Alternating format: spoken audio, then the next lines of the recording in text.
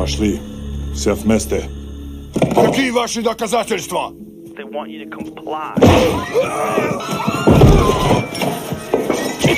Cancel culture is about canceling.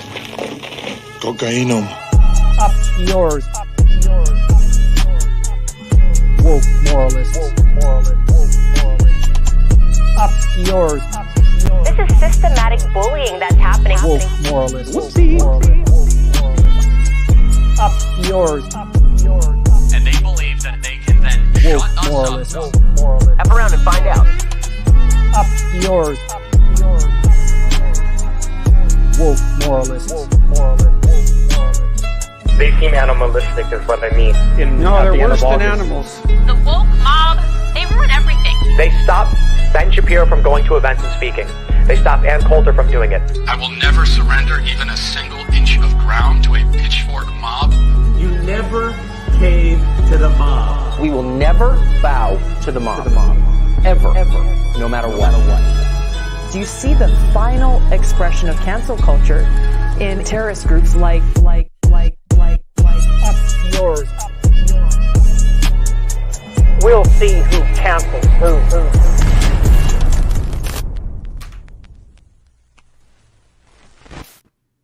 Hey, how we doing, everyone? Today. Yeah, full house. We've got a bit of a crossover episode today. We've got the folks from Like It or Not here. That's it. What's going on, everybody? How you doing? Hi, Ben. Hi, James. Good to see both of you. Lance, Yeah. I saw everybody else backstage. Mike, David, and Matt. Good to see DJ Xxclusive. What's going on? Yeah, man? first time DJ Xxclusive has been on the show, which is know, way right? too long, but so happy to finally have you here. Yes, thank y'all for having me. I should have been here a long time ago, but it just takes me so long and booked and busy just a little bit. Yeah. But I'm here now. I love your mic. That's so cool. So I was saying that too. I'm like, I love it. It makes me feel like I'm about to go do a performance somewhere. That's why I love this mic. My roommate's microphone. I say, hey, can I use your microphone? Because mine is busted and disgusted right now. So let me use your mic. And the first time I used it, I was like, oh, I just want to sing. Green light. It's a great light. Yeah, I love that. Rebecca will be here soon. She's getting off of work. So we will have the full Like It or Not / Leftist Mafia crossover episode special for episode 69. It's a big day. Oh, is that why we're doing this? I didn't realize it was that's the episode 69. I didn't even know this was episode 69. Hell yeah. It is. That's the sex Are number. you sure? That number references is, the yeah. sex position. Yeah, cool. Mine says 68. So Oh, good job, Mike. Mine says 68 too. Well, that's because that's wrong. Last week was 68. Was What? it? Damn, I didn't Yeah. know. Congratulations. This shit. Yeah. I never get these kind of things wrong. Wow, yeah, Mike is right. I gotta edit my video. Good job labeling it wrong, David. No, mine last week was 67. You guys are losing viewers because you're not using No, the mine was clickbait, all 68 right? Everyone will last come week. I in didn't because they change think we're it. going to be talking about 69. Bring them in. Bring Yeah. the people in. Okay. I think it was Then we'll talk about mislabeled economic last week. reform for 2 hours. They'll just come in and they'll type Right. nice Regardless. and then they'll leave. But that engagement is enough. Like, that's all we need. It's just all you need. That's all you need. Yeah. Yeah. So what has happened this week? It's been, I feel like a really another week. I don't know. It's raining. I'm trying to remember what happened. There was a lot with regard to like Elon Musk and his burner account being outed. I saw Lance talk about that. There's discourse surrounding Sonia Sotomayor and whether or not she should retire. And liberals have some thoughts about that. I thought that Mehdi Hassan wrote a really great piece about that. It went over okay, but Senate Democrats in particular are pretty pissed off about it. So there's a lot. I don't know where you all want to start today. Well, we all know Mike hates old people, so I'm sure he wants Sotomayor out of there. I will say this. I'm really sympathetic to her because in the grand scheme, like comparatively speaking, she's really not that old. Right. She's 69, like our episode. Hey. But the thing is that she does have a lot of health problems, right? Mhm. And so it's not exactly a 1-to-1 compared to the Ruth Bader Ginsburg situation where she was like 97 and had 84 different cancers. Like, she does have health problems. She's not that old. But I understand, like, Elizabeth Warren, some of the other senators are saying this is like completely unacceptable that people are calling for her to retire. But listen, we have to this is my thoughts on this, okay? I don't, and look, I like Sotomayor much more than Ruth Bader Ginsburg, but Biden could lose this election. And I don't think that the survivability of Sotomayor, like our right should hinge on the survivability of Sotomayor. So even though like I really do feel bad and sympathize for her, and I understand the argument of the people saying she shouldn't step down, I genuinely think she really should step down. And it pains me to say that. But I mean, there's so much at stake. How much have we lost within just 4 years? You know, how much more? If the 6-3 majority goes 7-2, like how long is it going to take to reverse that? You know, or even get back to the point where there's a 4-4 plus a swing. You know, listen, I'm sure if she doesn't retire and Donald Trump wins the general election in 2024. I'm sure Trump will respect her wishes and replace her with a nice liberal judge. You know? Just like he did with RGB. He respected her wishes, of course. Yeah. We got ACB. Did I just say RGB? I did say. You said I said RGB, yeah. You said RGB. Yeah. That's fine. That wasn't good dying old wish. Ruth Gator Didn't she Binsberg. didn't she say something like that? Like my one dying wish is that you don't replace me with like some hardcore right winger. Oh, did she? It was something along those lines, or something along the lines of like timing of the election. Something that she said. But wait until after the election. Request was Donald Trump ignored it right away. You know, Mike, I have to agree with you. You know, it really is a tough spot. But we saw what happened with Ruth Bader Ginsburg. We saw when these positions overall having justices for life. That's a problem in the first place, right? Because now you're right. How long will it take to turn a 7-2 majority court? It would take all of our lifetimes. I mean, right now we're going to be fighting back against these Donald Trump picks probably for the rest of our lives. So if it gets even worse, you know, but unfortunately, the people who have power, they don't think that way. They have power. They want to protect power. And inevitably it comes back to bite them in the butt. Yeah, and just this article from David Sirota that he shared, really, I think it speaks to that liberal hubris, right? This was from 2013. Stop telling Ruth Bader Ginsburg to retire. Like, I would like to talk to that author now and ask if she still has that same position. Because, probably, honestly. I mean, come on. I mean, we lost so much. Just within a year, they messed up so much.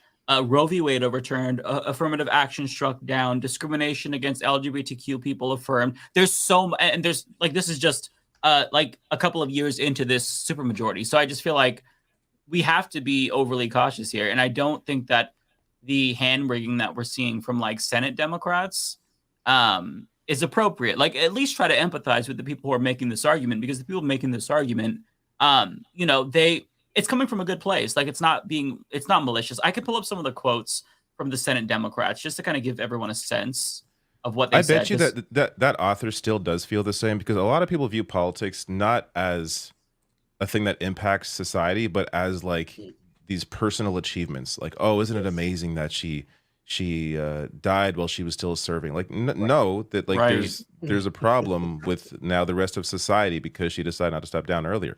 Like but it's a fundamental difference in the way certain people view politics.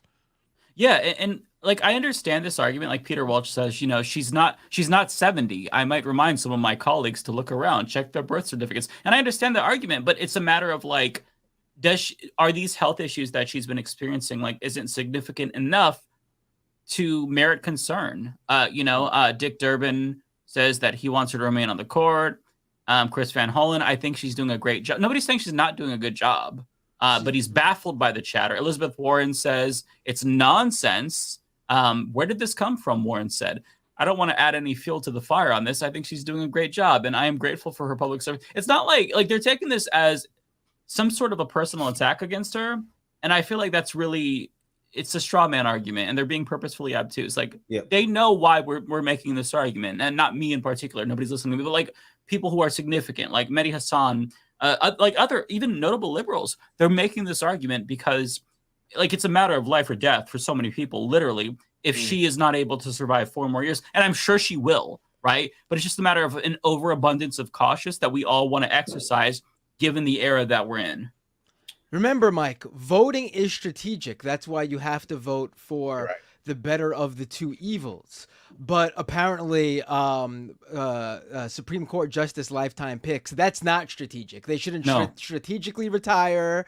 They shouldn't strategically plan out when they retire, so that the president that they want to pick their replacement is in power. That, of course, is not strategic. We'll wag our finger that voting is strategic to the people who don't want to vote for Biden, but we won't do the same for the very powerful judges who have lifetime appointments. It's fucking amazing, isn't it? Yeah, and like she's gonna like. We're not, and this was a point that was made by one of the Daily Show hosts. I don't know his name, the other white guy, but that's not Jon Stewart. But he was saying, like, it's not like we're gonna throw her into like a pit of fire or something. Like, she gets to retire. You know what I mean? Like, she's wealthy. I would retire if I had the ability to do so as early as I could. So people are just like saying, look, hey, spend your golden years enjoying life, long walks on the beach. I don't know, go play Fortnite, whatever you want to do, Sotomayor. You don't get all those amazing bribes and everything, though, right? Like, don't you stand to make a lot of money when you're on the bench from not bribes, gifts, tons of gifts, you know, gifts. If you're Clarence Thomas, yes. Well, if you're Clarence Thomas, I don't think Sotomayor is doing that. It's an investment plan. Yeah, I mean, I'm a very simple guy. As long as with Ruth Bader Ginsburg's replacement, I just required that whoever took her place also had 3 names, and we got that with Amy Coney Barrett, so I was fine. And with Sonia Sotomayor, as long as the next justice also shares a name with a Mortal Kombat character, I'm good. So give me like Judge Molina, and I'm good. I'll be fine. 4 syllables in the name too. I'll take that. Weird rules, but I feel it. Judge Sub-Zero sounds good to me.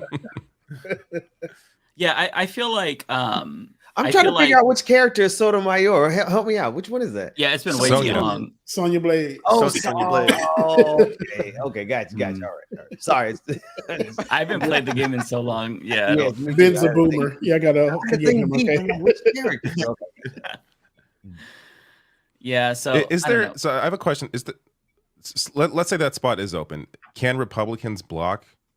Like, use any weird strategery to block the next judge coming on? Because that's they can stall. That's the one thing I'd worry about, right? Like, that's what they still hold the Senate. You know, Democrats do hold the Senate right now, and the additional fear is like if they lose the Senate as well as the presidency. You know, so like what the argument is, this is kind of like a small closing window where they have the Senate and they have a Democratic president, to where you replace Sotomayor. And then for the most part, Jackson, super young. Kagan doesn't seem like she's necessarily unhealthy, right?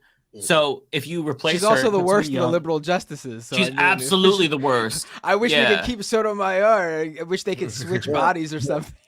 Yeah. I hate Kagan, but yeah, if they were to do that, then you would basically solidify that 3 liberal minority on the court, and it wouldn't shrink. Like, it's just a matter of like, we're already in such a bad position, not losing any more.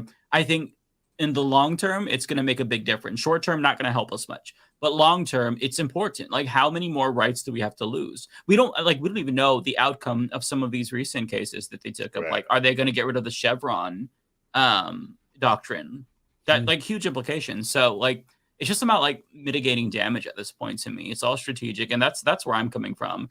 I don't, it's not like I hate Sotomayor. I love old people, contrary to popular belief. Well, I shouldn't say that, but I mean, I don't hate old people, right? But like, let's not fuck ourselves over. Mike, let me warn you, Mike, that old creeps up on you real fast. I know. You will be I'm feeling it. You will be what you hate. I am feeling it. I mean, I will hate myself. We have the gray hair coalition at the bottom, so right. No, it's just a lot of the old people in my family, they are like very, very. They give me a bad perception of old people. They're Republican, annoying, and they're not even that old. You know what I mean? It's just people that I hate that are assholes. It's not necessarily old people. It's a meme that I got to keep going. But yeah, I don't hate Sotomayor. You know what I can't help but think when we discuss this, we can't get them to be Lance. I love strategery. They won't do any of George Bush's strategery with Sotomayor. So I guess we could just forget about any chance of them actually like packing the court and actually balancing it out and maneuvering in the same kind of way Republicans maneuvered over the last. I mean, they worked on it for years. They worked on it for years, and as soon as they saw an opportunity to seize those court picks, they did that. So I guess if we can't even get them to really think about getting someone to retire in time to prevent an even more cataclysmic court, then we could really forget about them doing something structural in the long run. Yeah. It kind of speaks to the mentality of Democratic Party elites at the moment.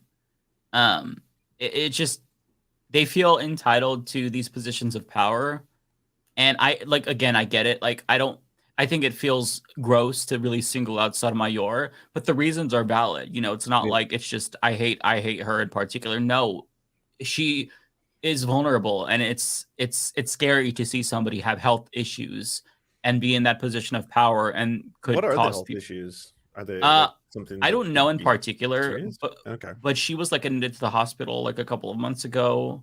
And look, that could happen to anyone, right? So it's not necessarily just like, oh, she's old and she's dying. It's just, I don't know, just about being cautious. It's a numbers game. It's the odds game. We can't keep playing like this. Yeah, that's exactly it. Like, people are just worried, rightfully so, because it wasn't that long ago when Ruth Bader Ginsburg passed away, right? And like, she only had to make it a couple more months, but she couldn't, because guess what? When nature calls, nature calls. You can't fight that, right? It's the force of nature. That's not what I think about when we say nature calls. I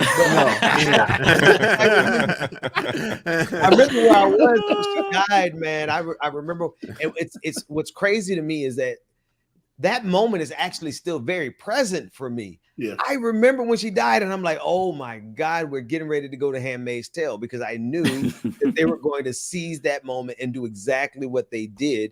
And here we are, again, like, we're just talking about the numbers game, but it repeats itself. If they don't learn their lesson, history most certainly is going to repeat itself. Yeah, it was bizarre to see all like the when she died, to see all like the eulogies and the obituaries that were like heralding her as a feminist icon, and it's like her decisions are literally going to be the cause of the dismantling of Roe v. Wade, which is what we saw. Yeah. So like it was so amazing to watch. Like, yes, you can say this about her, but at the end of the day, the decision she made at the end of her career to me will define her going forward for good. Right. I mean, this is her legacy, unfortunately, for anyone who loves her so much. Yeah, I got the mentality. I understand the mentality in Washington, D.C. now. It's like, how dare you try to interrupt my episode of West Wing? How dare you try to interrupt my episode of Madam Secretary? Like, this was about me. Sorry, RGB, love you, mean it, but like, they didn't want anybody to mess up the perfect ending where she was supposed to die in office and everything was supposed to work out perfectly. And I think the people surrounding them really think we should not have the nerve, the audacity of us to interrupt their life story. Yeah, that's exactly it. And I'm remembering like pre-vaccine COVID era. Like, I think this was a couple of months into the pandemic, and Ruth Bader Ginsburg was marrying couples without a mask. Like, I saw the pictures, and I was just like, "What is she doing?" I mean, are we really gonna? Like, she was outside, right? But she was very close with them, and I'm just like, listen, put this lady in a bubble or some shit. Like, what exactly is going on here? Are we just like rolling the dice with fate here? And she did. You know what I mean? It's not like she was healthy already. So it's just like, it just feels so frustrating because we're so powerless in this situation, right? We're hoping and crossing our fingers that people in power be strategic and they don't like risk our rights for their own careers. And I guess that's too much to ask. It's offensive to some people. It's preposterous to some Senate Democrats. And it's not like I don't understand where they're coming from with regard to Sotomayor, because it's a different situation than with Ruth, but it's still dire and I'm still worried. And I don't want more conservatives to be packed on. I mean, 7-2, 7-2 at this point. Just like throw away the country. Like that's just never gonna happen. I mean, come on. Yeah. Oh, this is going to be a long fight. Yeah. Every person on the screen is going to have gray hairs by the time we're done getting this court back in order. Yeah. By the time Kavanaugh retires. Yeah. Yeah. It's sorry to start off on a doomer, but that was something that was on my mind, and I didn't get to talk about that this week in a video. And yeah, I just kind of feel annoyed by liberals who are like finger wagging. Well, there's also that kind of like entire Craven thing about like people saying you can't appoint someone in an election year right before an election. And then I thought that was just the rule because of how it was treated during the Obama era. And then when Trump came into power, it was like, no, you can do whatever you want. Yeah, you can just do whatever you want. Really, just it's all about politeness, about whether or not you're willing to go right. the distance. Yeah. Mitch McConnell made up that rule and then got rid of it. Yeah, and everyone believed it. You know, Yeah. even liberals were like, he's probably right. You can't do this in an election year. Obama, you gotta wait. You gotta wait, you know? Yeah. They're actually debating it like 50-50. Yeah, I was like, why are you entertaining this? Wait, because they Trump, entertain you can just do that. any absolute bullshit Republicans bring up, they will entertain it. And all of a sudden, it would like normalize the conversation, as opposed to just outright being like, "Are you fucking crazy?" Like they should have anything the Republicans bring up. They should treat it like they're from fucking space. Like, what are you fucking talking about? But no, they have to like, oh well, let me think about that. Or even if they reject it, they'll do it like kindly. Like, no, call them fucking insane and like make it clear how fucking crazy these people are, and they're terrible at doing that. Yeah. Didn't Obama have like 6 or 7 months too? Like, wasn't it an even bigger window than Trump had? Yeah, Trump it was like had like 2 months or something, and there was like, fuck it. It was like a year, like half a year. Yeah. It was And he insane. chose Merrick Garland. Merrick Garland. As an olive branch. Mike, as an olive branch. So the Republicans will see how reasonable he is. Because after 8 years, he didn't fucking clue in to the fact that they're not reasonable people. No. It's all, the shit is so insane to me. That they still at the end of his term, he still tried to like reach out. We almost got insane? Social Security cut because Obama was trying to reach out to. right. Don't forget, he goodness. wanted this grand bargain with Republicans, so he could show he was Mr. Bipartisan, and he was ready to put Social Security and Medicare and all these things on the table. And if Republicans actually wanted that stuff more than they hated the first black president, they would have got it. But at the end of the day, Republicans ended up blocking that, right? Yeah, they blocked. Yeah, they just didn't want to give. They hated Obama so much. They didn't want to give Obama that quote unquote win where he would get the credit for doing what they always wanted to do. My goodness. The thing they wanted all their lives. See, that's the model, though, right? If Democrats don't know this by now, they all need to be tarred and feathered, because Republicans only have one rule: opposition. Period. It doesn't matter. They have no belief system, whatever. But look at how they played the fence. They started the border on the fence with Gaza. I started seeing some conservatives start saying sympathetic things about Gaza, but then as soon as Joe Biden actually made up his mind to kind of say, okay, ceasefire, kind of, sort of, then Republicans found their voice and they said, okay, we could be in opposition. It doesn't matter. The Heritage Foundation, they came up with Obamacare, Romney Care. As soon as Obama came up with it, opposition. They have no principles. They just oppose.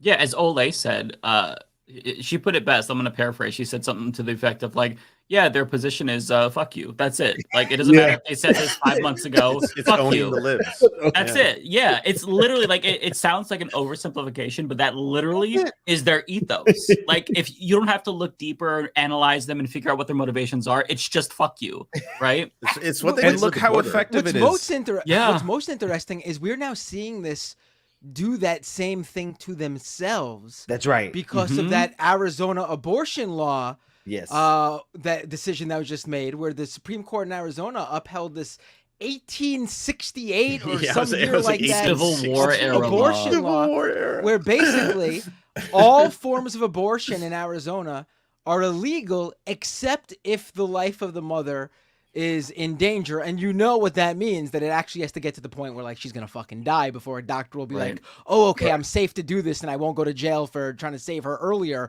when I actually could have saved her and she's probably gonna die anyway now. But what you're seeing now, you're seeing Carrie Lake, who, when she was running for governor, all the way back in, what was it, 10, 20, 30, 2022. She was saying that, oh, that law is great. I can't wait for it to be the law of the land in Arizona. And now that it's the law in the land of Arizona, she's going, oh, that's too far. We've gone too far. Trump is out there going, oh, Arizona. I played a video the other day where he goes, where he says, oh, you know, that went too far, but don't worry. The governor of Arizona will take care of it and fix it. The governor of Arizona is the Democrat who beat Carrie Lake. So Trump's saying, oh, don't worry about the abortion law that just passed in Arizona completely because of me, my doing, because the Democratic governor in Arizona who defeated the candidate I endorsed, who supported that law, she'll take care of it and make sure that no one gets, you know, in trouble for it. Like I'm seeing online, Republicans, like the pro-life news website or whatever, you could find like tweets of them like proudly going like, oh, I did that when it comes to Roe v. Wade being repealed. And then you say to them, to the Arizona thing, yeah, you did that. And they go, no, we didn't. That's not what we wanted. No, yeah, no, it is. To be clear, they though, Trump fucking own this. And people need to remind them over and over and over and over and over and over and over again. This is what they wanted. This is what they got because they wanted it. The idea that they're trying to run from it, the thing they always wanted, is insane. Yeah, but to be clear, the thing with Trump, he's changing his tune for an electoral strategy right now, right? Like that's the whole reason he's coming forward and saying that, like, at states' rights, I actually, we don't want to do a blanket ban on abortion. We're going to leave it up to each of the states. He's only going Reagan with this because they know how deeply unpopular it'll be for the next election if he keeps pushing the Lindsey Graham line. You know, that's the reason he's softening on that issue. Yeah, I think this is a losing battle for Republicans. If they I say put this on the ballot in all 50 states. I mean, get it out there. Let people know exactly who supports it and what's on the line here. Get them out to vote. Mm-hmm. It speaks to how deceitful they've been, though, right? Because now the line from so many conservatives is, listen, I understand I'm still pro-life, but we've got to win these elections, which kind of goes to show you they never thought that it was murder in the first place, right? Because you don't treat what you think is mass murder like that, right? Like we see how people respond to murder on the Democratic Party side. They're leveraging their votes against Joe Biden. They're voting uncommitted. They're not just saying, well, you know, Donald Trump has to win this election or Biden has to win this election. Like on the Trump side, you see so many conservatives saying, well, you know, I get it. Trump has to win this election.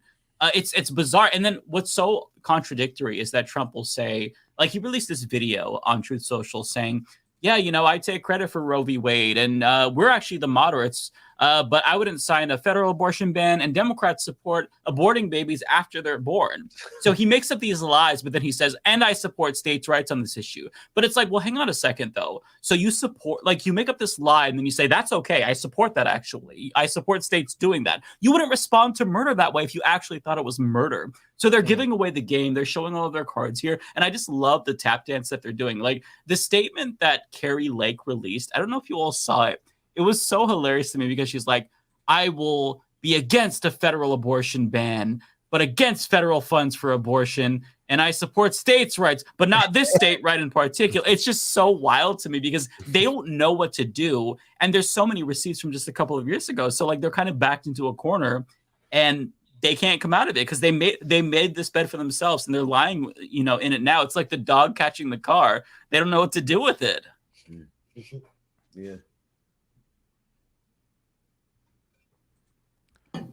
Anything else on that issue before we talk about OJ? Orenthal.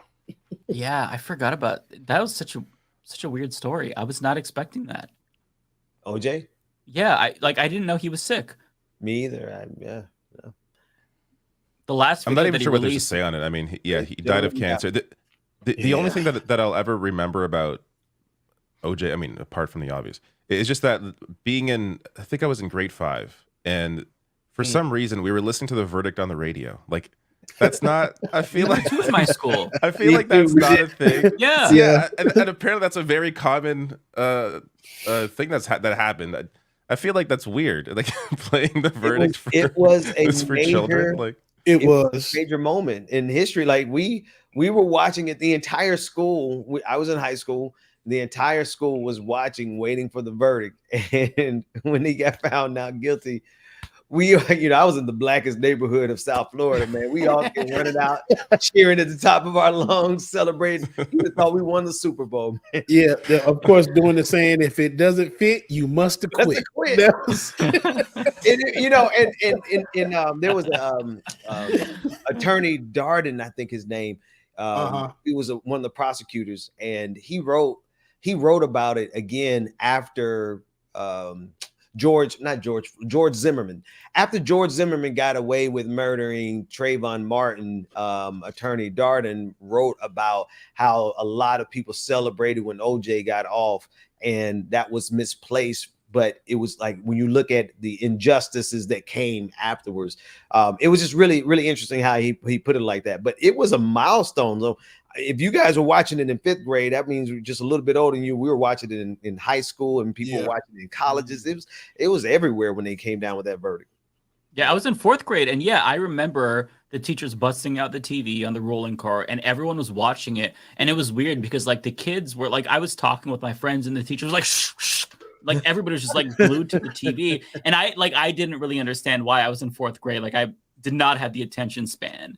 And like, I remember a conversation with, kids at the table. One girl was like, I think that he's not guilty. And then another kid was like, no, he's definitely guilty. And I'm in 4th grade. I'm like, I don't know what those words mean. Like, what is guilty, not guilty? I don't know. Like, I'm completely tuned out. I just remember the reactions and being deeply bored by it, because it's like, deeply bored.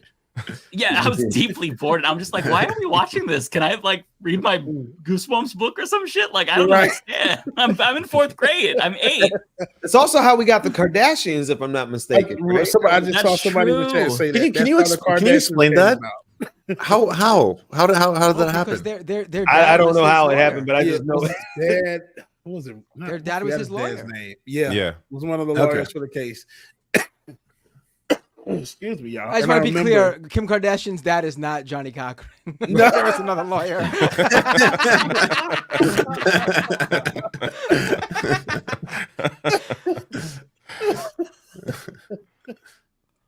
And I remember they showed videos of Kim and everybody being there at the trial during the case and everything. I'm like, oh my gosh, they look like regular people. Yeah, that was. I don't think we put it on the radio. If I recall, I can't recall really. I don't remember how old I was then. Yeah, I guess I'm Mike's age, right? How old are you again, Mike? 37. All right, yeah. So I was probably in 4th. I will be 37. I shouldn't over age myself. I do remember the being home when the Bronco chase was on. It was the NBA Finals that night. Yeah. Yeah. I remember the final. Yeah, it was the only time in history where during the NBA Finals they actually had to do a picture-in-picture and show the Bronco chase in the corner and start like cutting in and out of the audio between the actual live finals and the chase. Yeah. So I think nobody remembers the Space Shuttle Challenger blowing up. That happened the same day? No. It happened like years before, like 10 years It was before. like 86, wasn't it? It was like 86. Like a decade before it. Wait, what? No, it was about 5 years before that. Something anyway, but yeah, no, you guys are too young. That's all I'm saying. You guys are you know, I remember. Yeah. I know you see that that was for Generation X or something. I do remember 9/11. Well, I That hope was so. wild. I mean, that was later. Wouldn't you have been like 19 or something? No, Lance. I was like 14. Okay. The Challenger exploded 8 years before the Bronco chase. So I mean, 86. Yeah, that's what I thought. 86. Okay. It was the year I was born. Was the Challenger explosion? Oh wow! Wow. Yeah. I mean, I was only 6, but I remember. Damn, I was 8 years old then, and I remember watching that in school too. Like I remember being in class because they had it on TV, and it was just something amazing to remember. And when it exploded, it was just like, wait, is something wrong? Was that supposed to happen? Yeah.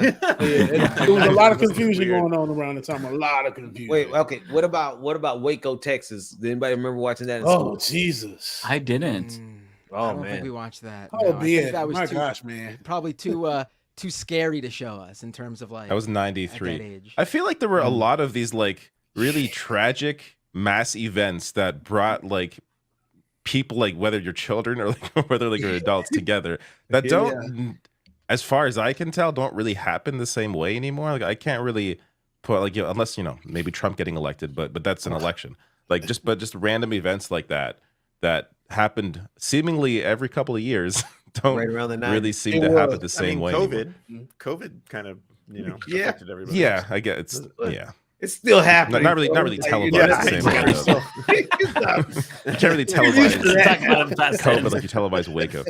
I've divided my life into two different segments: pre-COVID and post-COVID. Yes. Where I feel like as crazy as things were pre-COVID, things got even crazier post-COVID. Like you could probably do this like pre 9/11, post 9/11, but for me, it's mostly like same with October 7th, actually. That's true. Yeah, there's been too many changed. huge world-changing events for millennials, right? Like that's what it's like the worst history ever. But like, just how many economic crashes, how many massive like geopolitical events, instigated by our governments. Yeah, so much happened just within the span of like 20 years. Too much. Yeah. Too bad there's no positive like big events that happen that can bring us all Not a together. one. Can we name one? I feel like one good thing that's happened to humanity. Come on, folks.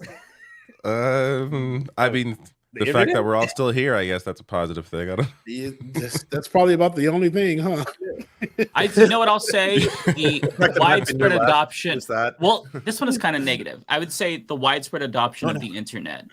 But there's been a lot of bad that came with that too, I will say. Like, we have unlimited access to information, theoretically, but people have chosen to just go in their little conspiratorial corners and racist Nazi corners and kind of, harbor away with those views, or harbor those views, I should say. But who remembers the internet before corporate takeover?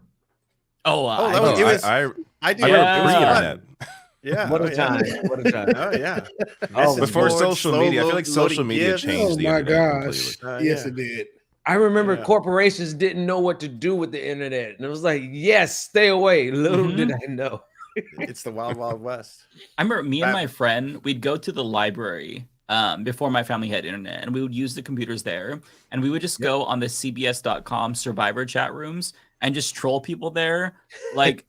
For no reason, like I don't know how we were like 10 years old, just posting the dumbest shit, like fart, burp, and then like trying to direct message other users and ask them to marry us, and we just laugh hysterically like it was the funniest shit in the world. So that's like my first kind of memories of the internet, me being a dipshit online.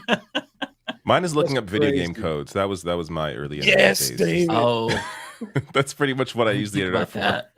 Mine was just getting the AOL CDs. They used to come in the mail every week. So it was like use the access code and then blocking the internet, the phone connection whenever somebody's trying to use the phone. Somebody's gone. Who got cut off the internet? I'm so old. Jesus.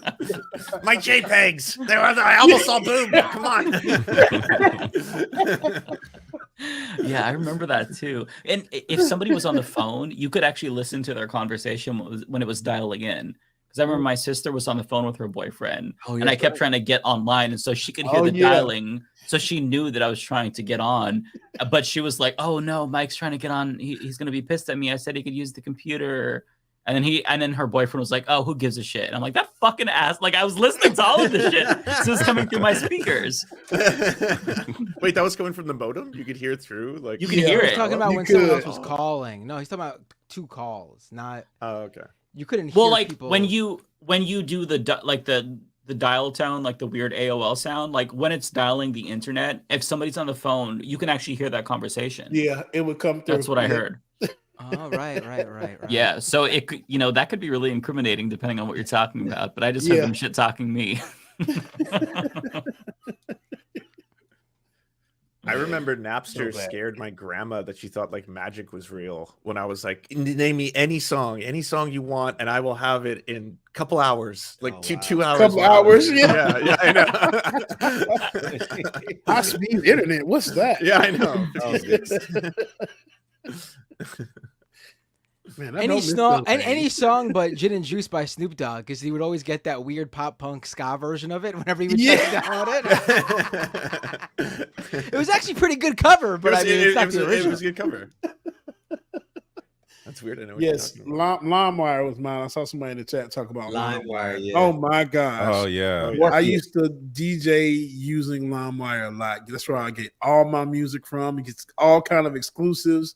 Computer full of viruses. Yep.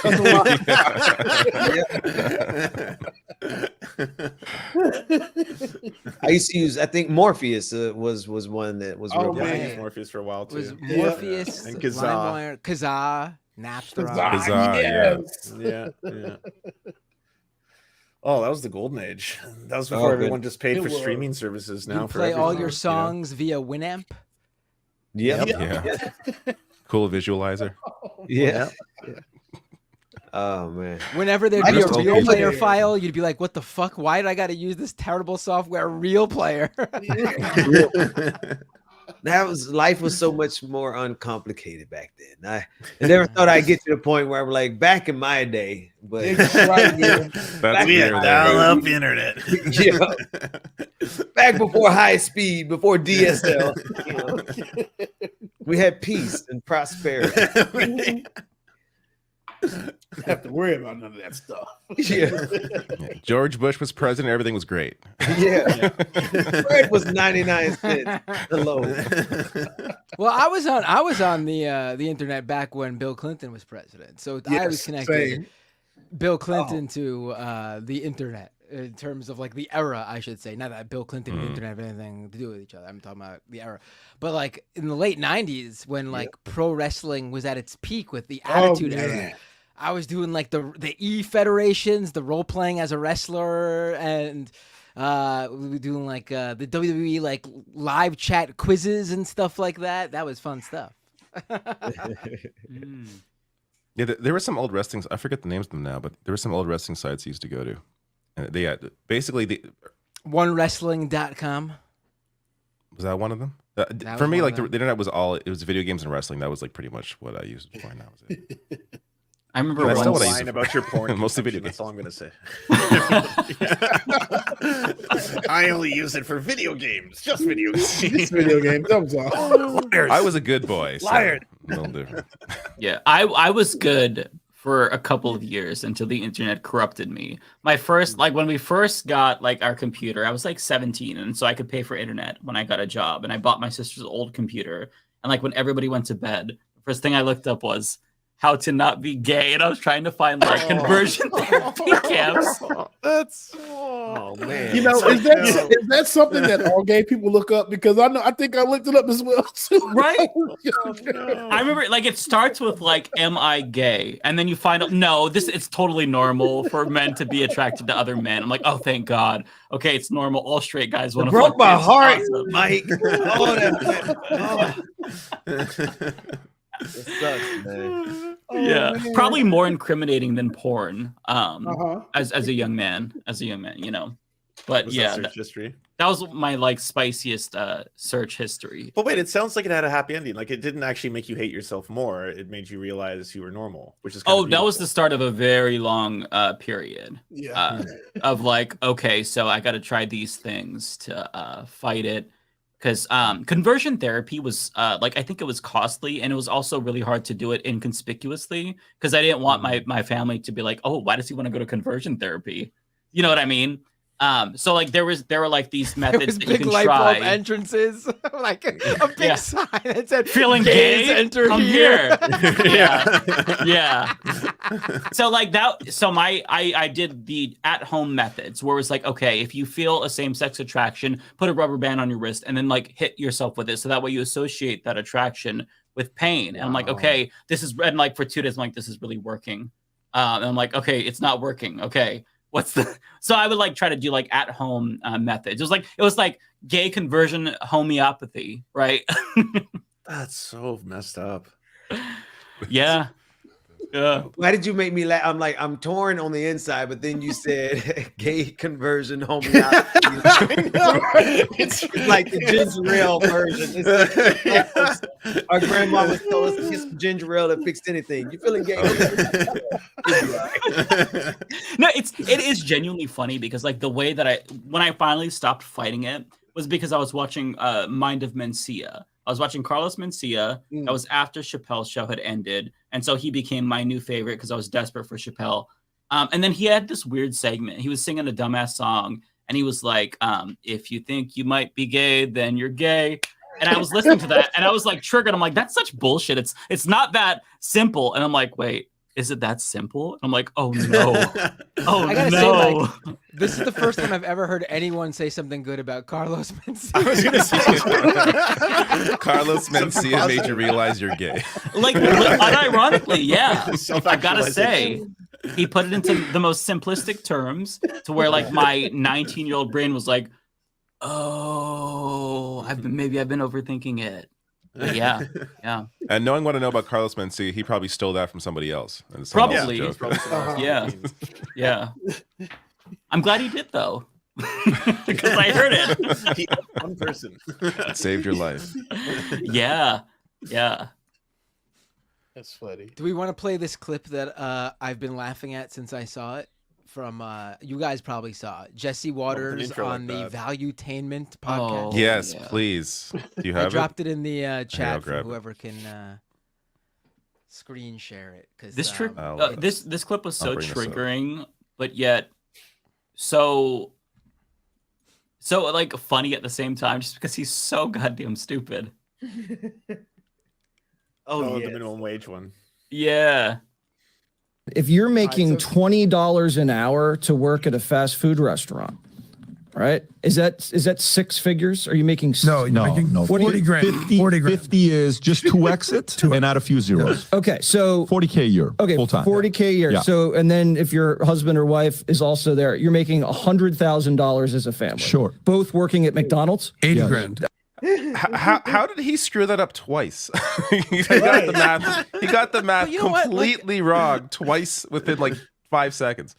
Like, there's so much ridiculous here, though. Like, yes, it's ridiculous that he thought $20 per hour times 40 hours a week equals 6 figures. That's insane to believe that. Second of all, obviously he doesn't know math because he couldn't do 40,000 plus 4, 40 plus 40, 40,000. 4 plus 4. But then, to me, like a completely overlooked thing here is his point he's trying to make is that you shouldn't be making 6 figures while working at McDonald's. I think you should, but he thinks you shouldn't. But once he realizes that his point is ludicrous because nobody's making that amount, he goes to this absolutely ridiculous scenario where if you're working at McDonald's, and then of course your partner is obviously also working with you at McDonald's too. I mean, what is like? Are there couples that work together at the same restaurant or fast food place? I'm sure there is. Is it like the norm? No. Like what? Like who goes like, oh, I'm going to get a job at McDonald's that'll be around $40,000 a year, but don't worry, I'll just double it because my wife is obviously going to also be working with me. My first managers at McDonald's was a husband and wife team, so there you go. Actually, wow. No, I can see manager though. So he had the hire. One of them had the hiring power. Yeah, they can make it happen. That's true. That is okay. That's crazy. That is crazy. Because that job really doesn't require much. So it's inflating the entire, labor sector. And the Happy Meal. And the Happy Meal. Unhappy, unhappy. Which I'm very unhappy about. But it's so ironic because he makes $5 million per year to talk. That doesn't require anything. Yeah. No skill whatsoever. He can't do 4 plus 4. Like that. Right. Fucking stupid. But making how much money a year? $5 million. Man, get the hell out of here. Right? But somebody who works at McDonald's, all day on their feet, deals with terrible people, horrible customers who like bitch and complain about the dumbest things. You forgot my pickles. I hope you die. They don't deserve a living wage. Like, it's just, you could tell, like, this just oozes entitlement, and he's never, ever worked in the service industry. Not a single day in his life. Because, and I hate the idea that like, doing nothing or it's a skillless job. Anyone who's ever worked a service industry job knows that to be good at it, like to actually like do the job good, it takes tremendous skill, especially in fast food. Patience is the word. Patience. The ability to be personal and deal with people. The ability to deal with people who are treating you like garbage without giving it back to them the same way. And then also, it takes skill to make that food good, accurately to the customized order, and do it quickly too.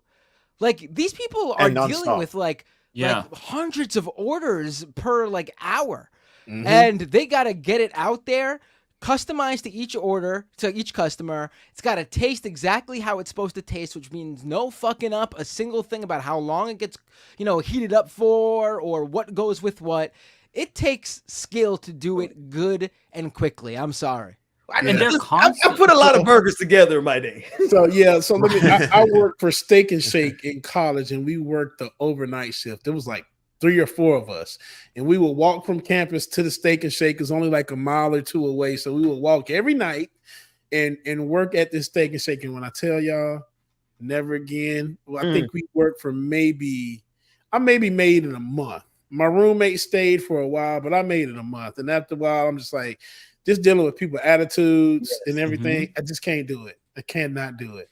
But I will say a few people got to, like steak, but steak is steaks and shakes. Like we don't have that in Canada. They're like steak. Oh, really, Lance? Yeah, we don't have steak and shake. It's really good. It's like steak burgers. I guess you can say that. Like flattened down. Yeah, it's like a hamburger place, right? Yes, then they make milkshakes. Yeah.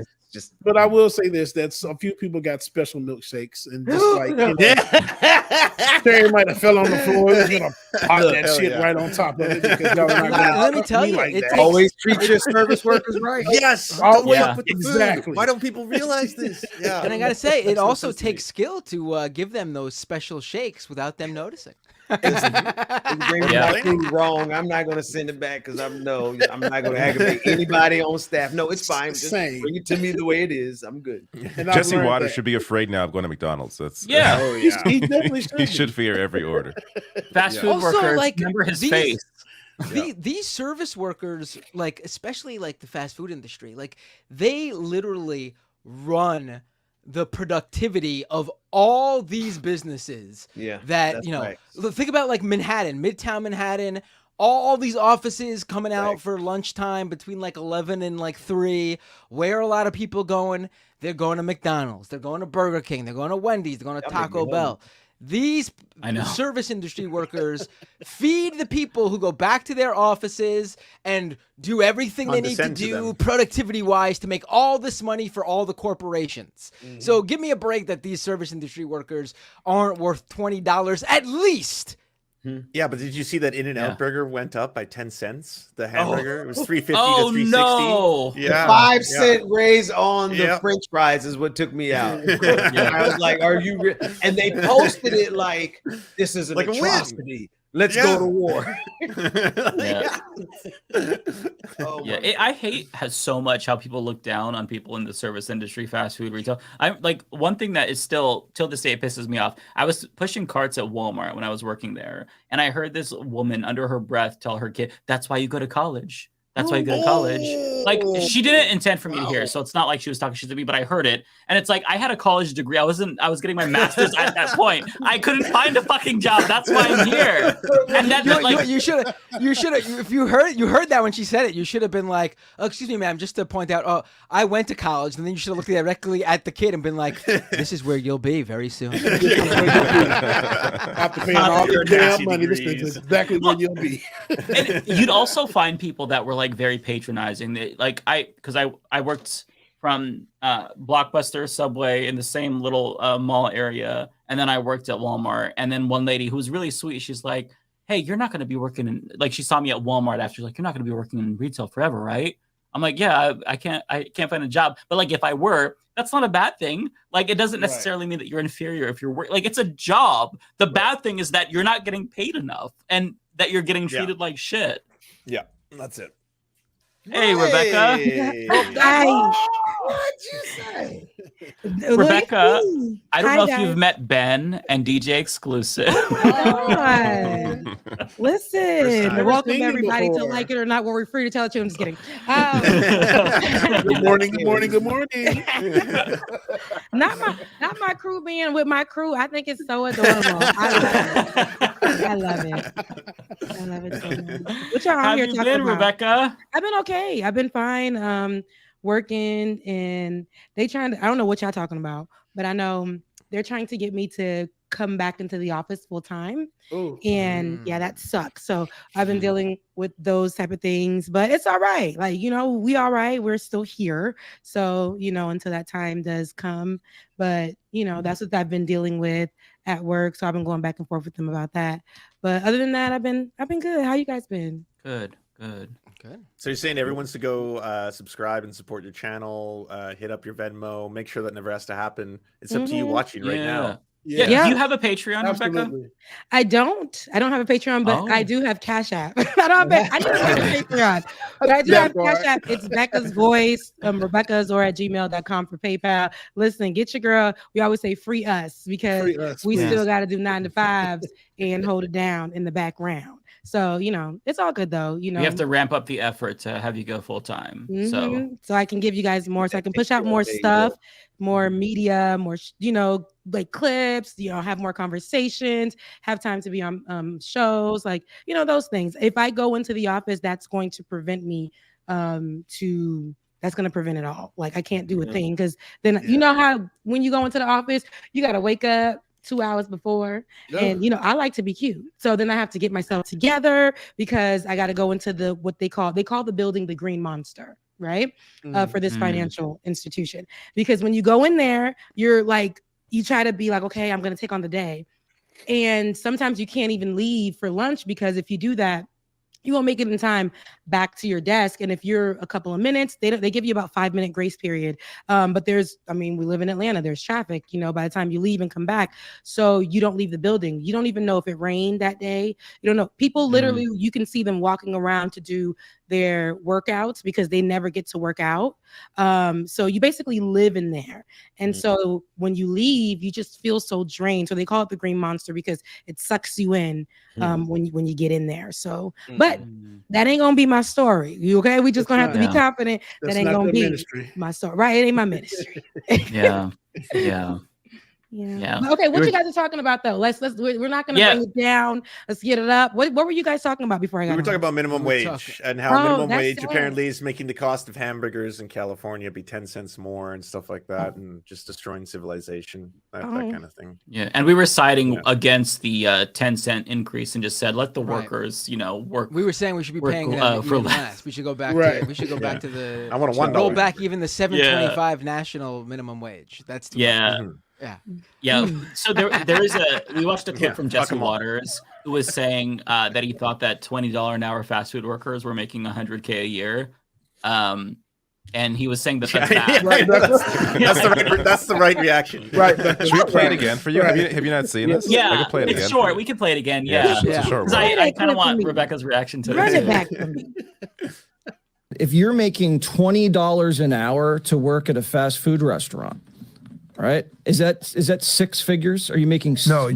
40 grand. 50 is just 2 exits and add a few zeros. Okay, so 40K a year. Okay, full time. 40K a year. Yeah. So, and then if your husband or wife is also there, you're making $100,000 as a family. Sure. Both working at McDonald's. 80 grand. That is okay. That's crazy. That is crazy, because that job really doesn't require much. So it's inflating the entire,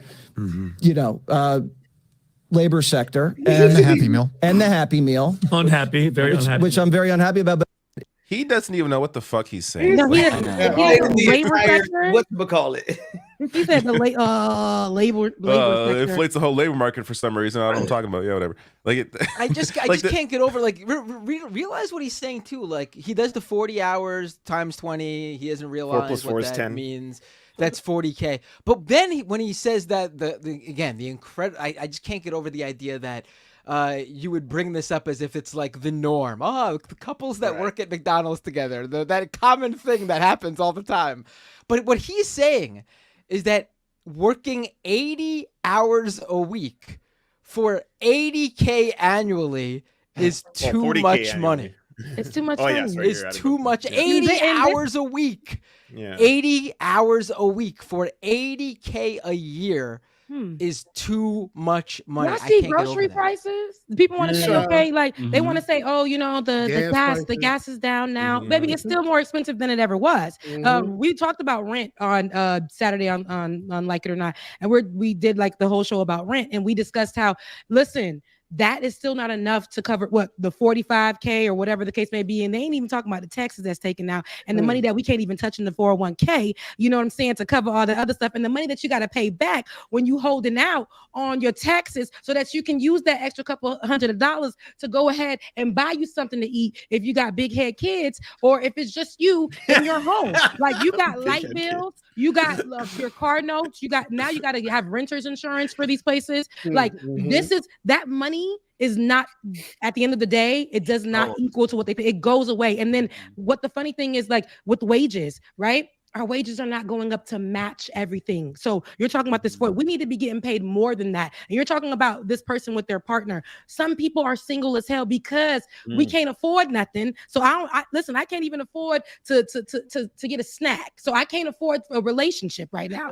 So I'm by myself. So my money doesn't even hold it down for me. So all of this whole conversation and with this man who's making whatever money because he got a mic. $5 million a year. $5 million a year. So he gets to sit down and speak on the lives of people who are poor or middle classes that's still poor, or the other, right before that, but that's still poor too, just poor, and then poor. So at the end of the day, like they should not be ahead of these conversations, but people listen to them and then they make up phrases like, the labor sector or whatever. You're talking about like McDonald's and stuff. Stop it. You don't know what it's like to be in a person who's having to work at McDonald's or whatever, with whatever pay, and then not be able to pay your bills. Or there's so much that goes into it. And these are the people who are at the forefront of the conversations when there's everyday people like us who are actually living it. Like we're getting paid these amounts and we're still struggling. Do you understand? Like we're still struggling. So miss me with all of that. Right. That's crazy. Yeah, they take fast food workers for granted. If they didn't have access to like quick food, like they would be pissed, right? If the shelves weren't stocked when they go to Walmart, they would be pissed. So they feel like, oh, this is just such a disposable job. It's unnecessary. This is just for teenagers. That's not the reality of the economy. It is legitimate work, and this is a job for people for their whole lives. Like when I worked at Walmart, I had elderly people that were there that couldn't retire that were working, right? So it's like you can't just discount this as temporary work. Like this has been the line for Republicans for such a long time. It's just not the reality. And Rebecca, I watched your show, your guys' show on Saturday for Like It or Not, and a point that you made was so good about how your rent had basically gone up by $1,000, but your wages have not increased. And I was talking to my niece who's looking for housing right now. And I was telling Ben and DJ Xxxclusive about this before. So I told my niece that in 2010, I had an apartment for $500 a month. It was like the cheapest one that I could find. Super cheap, right? And that was with my Blockbuster salary plus student loans. And I'm like, why don't you see how much they're charging? I asked her because it's a shitty apartment. Like you can hear people farting literally in the apartment over, like literally. That's a bonus for some people. I guess so. And I told her, I'm like, check it out and see if they have any openings. It's cheap. It should be, And she did. It's like $1,700 now.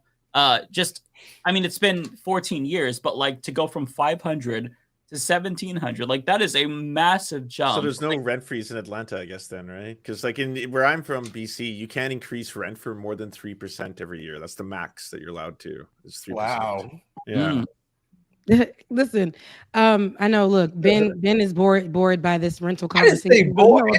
let me say something right now, Ben. You're gonna stay right here because we're gonna spice this conversation up. I don't know if you guys heard or however. First of all, we're not skipping the rent conversation because it's not good, but we've already had it and Ben falling asleep. We gotta spice it up. All right, we gotta wake Ben up. So what we're gonna do is discuss it. Ben, I know that you're into Ben, I know you're into hip hop culture, right? DJ Xxclusive, I know you're into music. And so, right? I don't know if you guys heard, but I wanted to get all of you guys, I love the blending of the teams. We're merging together. I wanted to just get you guys' opinion on, you have the rappers who are going toe to toe all day, every day right now. We're seeing that. But specifically, it's Kendrick Lamar. Look, I know you was, but you're not going nowhere, man. It's Kendrick Lamar, and it's also J. Cole. Drake. J. Cole. And you're thinking Drake. Well, I guess Drake's the big three. The big three. The big three. Yes, but it's the song that came off on Future's latest album with Metro Boomin, and the song that there was a diss with Kendrick Lamar towards J. Cole. Really and so it's a really good song. But so J. Cole responded initially with a diss record and on a mixtape, I guess. Yeah, 7 minutes. And it was it might was delete good. later. Right. But everybody was like, it was really good. And they were like, oh, okay, we got some rap beef going on, whatever. And people were choosing sides as usual. But he went on to apologize. He being J. Cole at his concert, he zenned out and he was like, listen, I made a mistake by responding to that when that's a really aggressive great man. And I did something that is now out of my character. I'm not even that person anymore type of thing. And it's, it sent me back mentally, it kind of made me relapse mentally. And I just want to, take it back. And people were saying, man, that rap beef. We need to, continue on with rap beef. And, he ain't no real rapper because he's, bowing out of the game.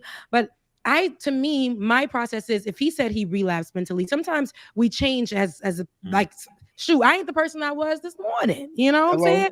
So, but sometimes you have to understand, like, okay, I went in kind of into what social media and the media and everybody wanted me to step into, but that's just not who I am. I'm just going to apologize and move on. And some people are now calling him like weak for that, but I think it's really social media related because I feel like the pressures of the media and all that, they were waiting for it, and he's like, nigga got bars, like I got bars, I could do all this, whatever, and then he did something that wasn't even like him. So what's your guys' take on that? I don't know. I'm gonna start with Ben though. Ben, Rebecca Azor, I want you to remember this. All I said was I was just trying to go to bed. I saw it like that the whole show, Becca. You got the big head because you got a team. So I understand. Now who the rapper, the hippity hoppity what now? Kendrick Lamar and J. Cole. You know the story, right? No, I know the whole story. I just I'm glad J. Cole did what he did because people want to monetize your beef, and it's just there's way too many rappers who get killed now. I remember when it was just Biggie and Pac. Yeah, rappers getting killed every other weekend here. So but not. I don't think it would have ever escalated that much for J. Cole and Kendrick Lamar, and they're both gods, MCs. Like they both carry their own weight. So I don't even know what it was all about or what it was. But in terms of getting pulled back into what you used to be, I certainly understand that part because I've been trying my very best not to cuss since I've been pastoring, but dealing with these racists on Twitter, they pulling me back into what I used to do. I get that. Your tweets are amazing, by the way, Ben. I wish I could say it. You just have to tweet. Ben has the best tweets. Yeah, he absolutely does. I that the other day. If you want it now, Rebecca, no, joking. Go to Benjamon Dixon's Twitter account and just click on replies, and you'll be entertained. Oh, it's great. So That's great on Twitter. I love it. He's good. Not your camera going out on these people's show. Look, why we can't act right? Why y'all can't come here and act right? It was fully charged, man. It did a you on your show. It did. But I do want to get your point as a DJ too, because this is the way I feel about it. This is the type of stuff that the right. See if I can make this. If I can just do a little political slide with it. This is the type of stuff that the right likes to take on, like this type of stuff, and they'll choose a side, and they'll because I guess J. Cole said something that was somewhat in some which way, shape, or form homophobic. That's what they say. And so no, he was definitely transphobic in 7. Oh, that's what it was. Okay, there's no question. It's pretty. So at this point, the right jump on it. You know what? J. Cole's a great rapper. Yeah, J. Cole. So this is the stuff, and so I felt like he was pressured or whatever, doing something that he's grown from, and then now being pulled back into his old self. But this is the type of stuff that the right will pick up, a certain group of people will pick up on the internet and put out and focus on. He did say something that was transphobic, and that's what they'll focus on, and they have, and those are the things, and now kind of like making him get out of himself. So capitalizing on these moments. Also, Kendrick is very much trans affirming and LGBTQ plus affirming. He has got a song. Yeah, he has a song about his trans uncle on his last album. So if that wasn't already like a reason for the right to be against him. It's a really good track. So DJ Xxclusive, what's your take? When I first heard about everything that was going on, so to be fair, I have not listened to either one of the songs. I probably did hear them, but I was just like, I'm not playing into it. So I've just been social media trolling with both of them, listening to clips and pieces, and I can't even tell you what each one was said, but I did see the apology that J. Cole put out, and I'm like, okay, that shows a little courage, or shows a little step up in the game to put that out and say, hey, I apologize. I shouldn't have did that, but what's done is done. And then I saw some other artists like Queen Latifah, a lot of people that's been in the game for a long time, saying, hey, it's still cool. Rap beef is rap beef, and it still helps the game a little bit. You know what I'm saying? To at least let people be themselves, and y'all beef it out. As long as y'all not taking it to the streets or being just upright terrible about it, it's cool. But I'm glad it happened, because it's just like, now to me the rap beef is what sells. Because as you see, y'all may not know, but City Girls are beefing, and I was hurt by that. Do you guys know City really? Girls? Look, who knows City Girls are beefing? I know City Girls. Wait, they're beefing. Matt, it's a question to Matt. Yeah, Matt. Matt, do you know City Girls? I knew it. That honestly is so... Matt.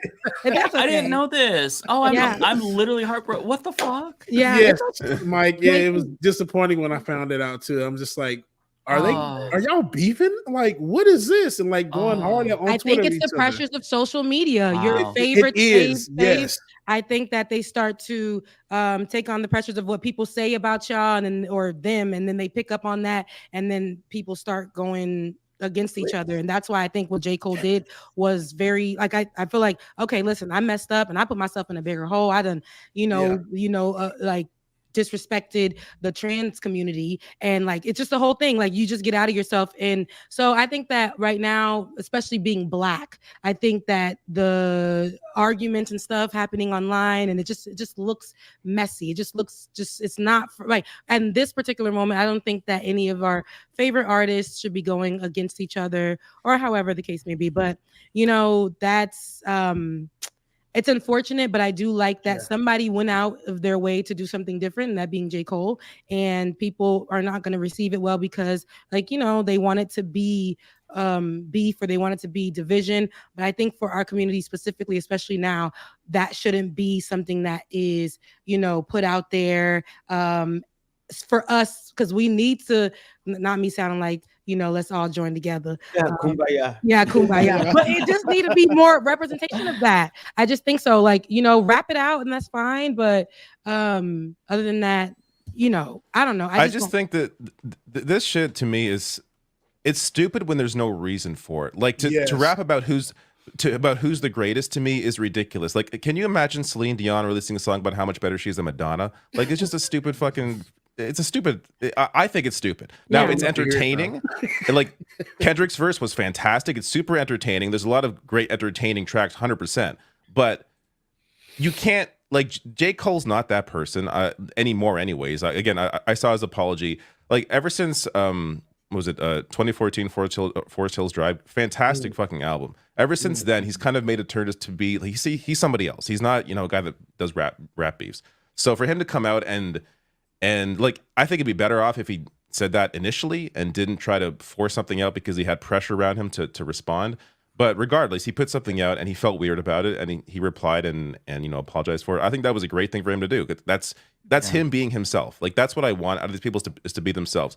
If Kendrick being himself is randomly taking shots at other rappers who are, let's be honest, I think he is technically the best rapper. I don't think there's any really debate about Kendrick Lamar and his talent.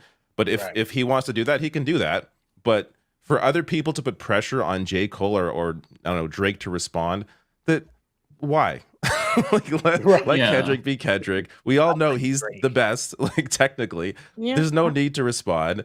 It's, to me, it's all fuck you, Drake. Leftist Mafia says fuck Drake. Oh, to me, Drake is a pop artist. Like, Drake is a pop artist. He's not a rap. Like, he's not Kendrick Lamar. He's a pop artist. So to expect Drake to match Kendrick is ridiculous. Like, he's not going to do that.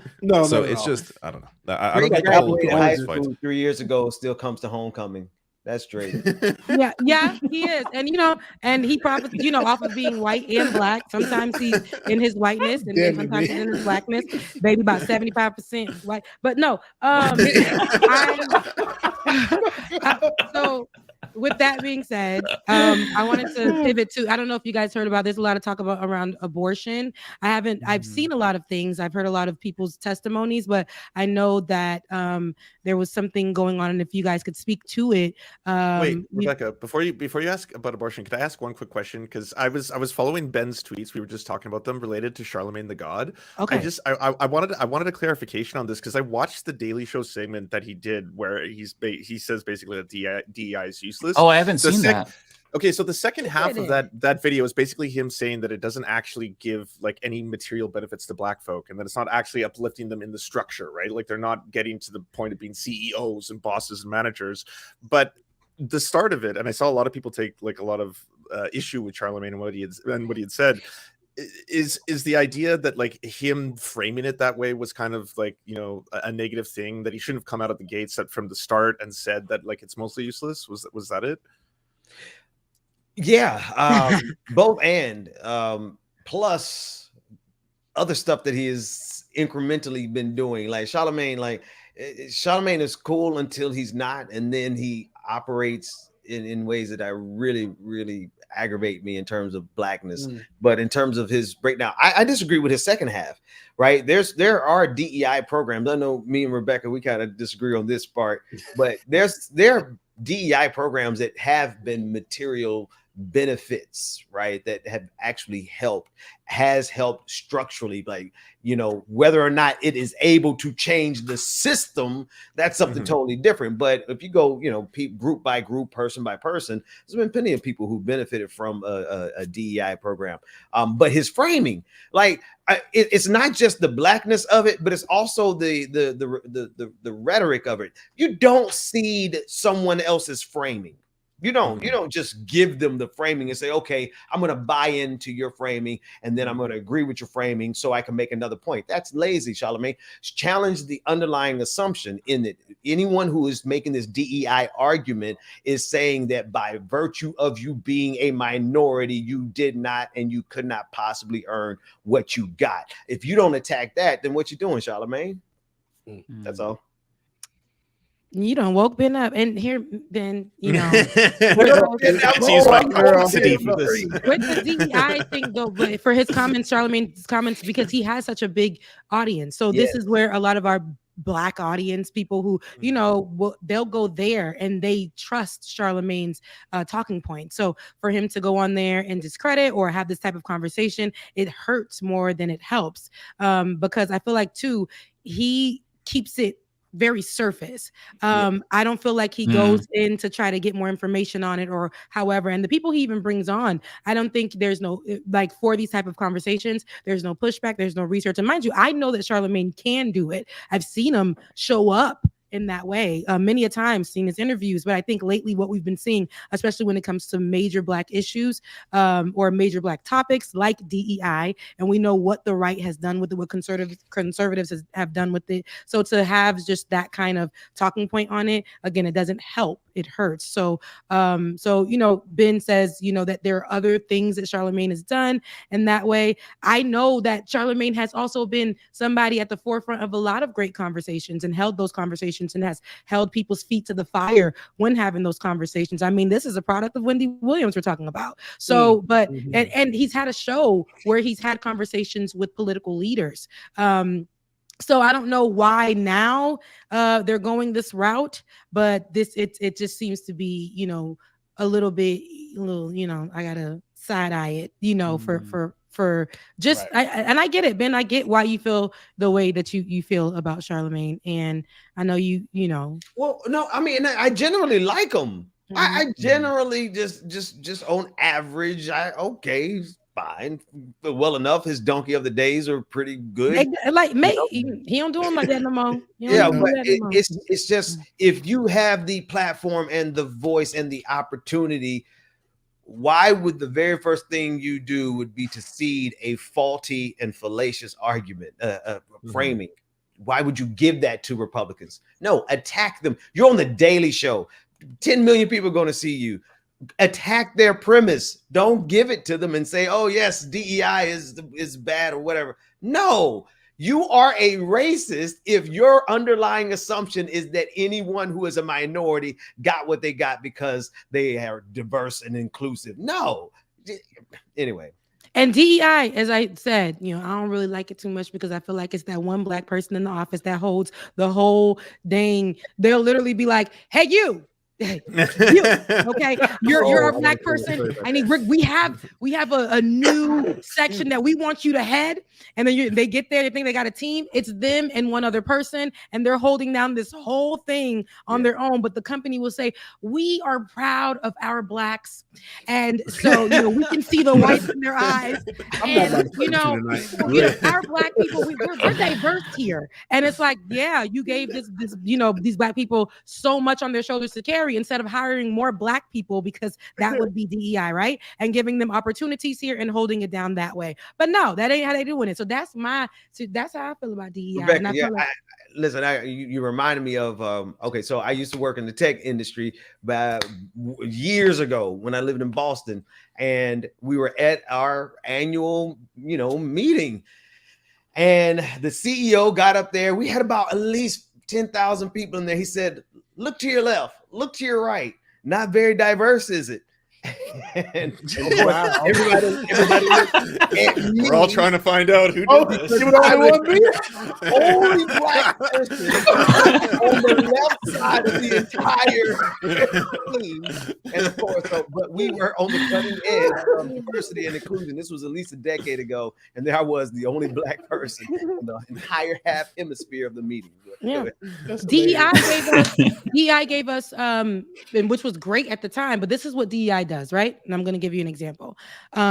DEI gave us Black Twitter in 2020. Black Twitter popping. They had their own section, you know, in the office. You know, all of the things, right? They started hyping up black people, and then we saw with Netflix. Oh, we had a section, baby. Black movies was coming out. They were pushing out, you know, lots of black creators. You know, that was a thing.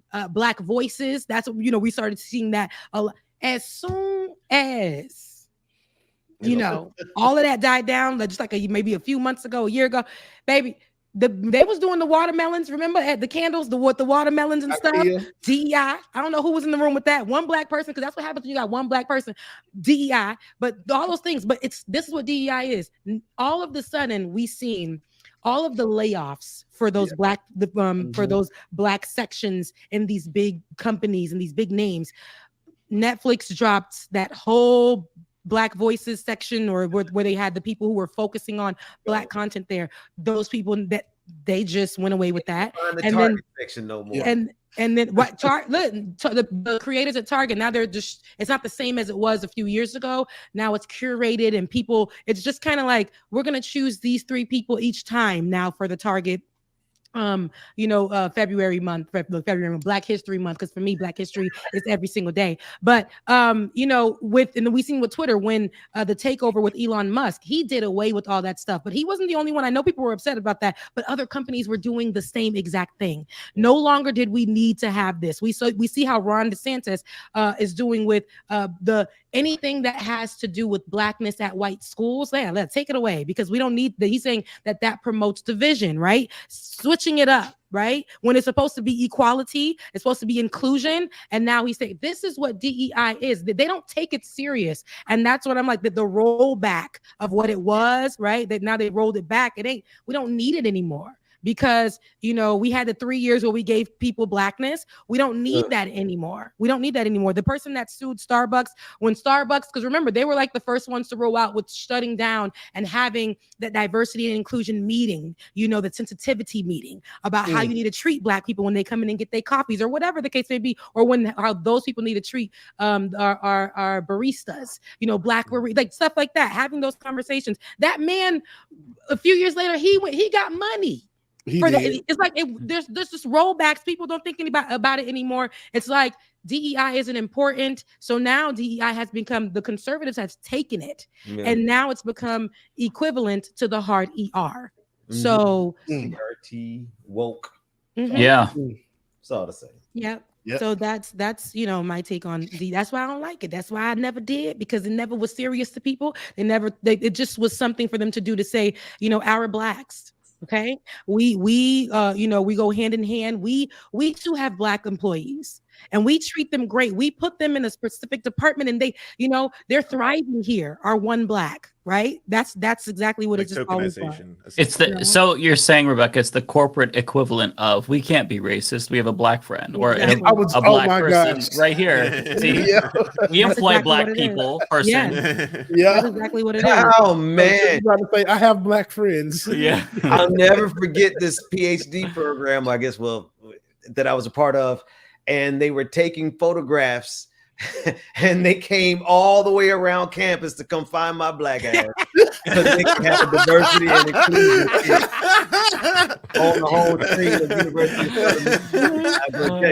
Did they do the Trump thing? Remember that Trump rally where he's like, "There's my Black." African American. He's like, look at my African American over there. I never heard it sound like a slur before. I can only see the Black. And it's like, sir, like this is what I'm talking about. Ben, we were DEI hires when at that one place. We were DEI hires, like to the point where they were like, they were so infatuated with me and the hair of choice that month and my nails, and they were like, we just need somebody like you. The way they were staring at me is just incredible. Oh my God. That I will never forget it. In the interview, they were just staring at me and they were like, your nails, your hair, your skin.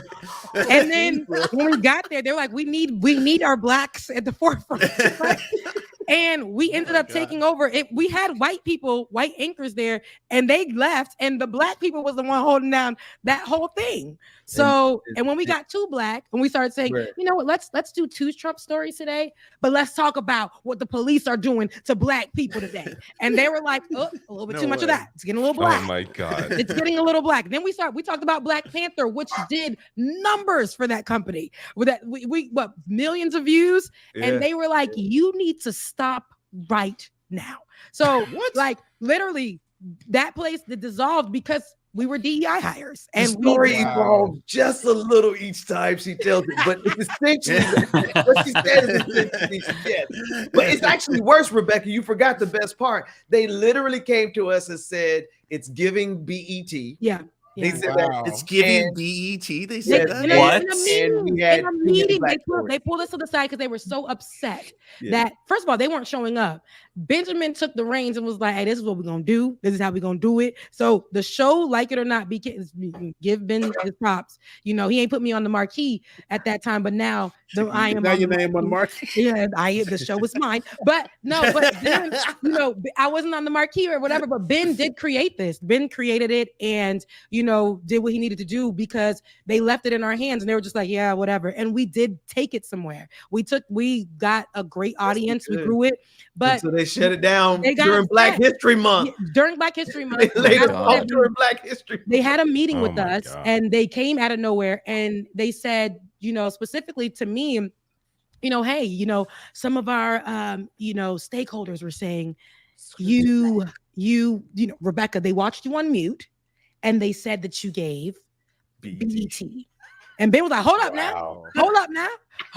Now you said she gave BET. Excuse me. Ben stepped in for me at that moment, but I was like, Al Sharpton real quick. He did.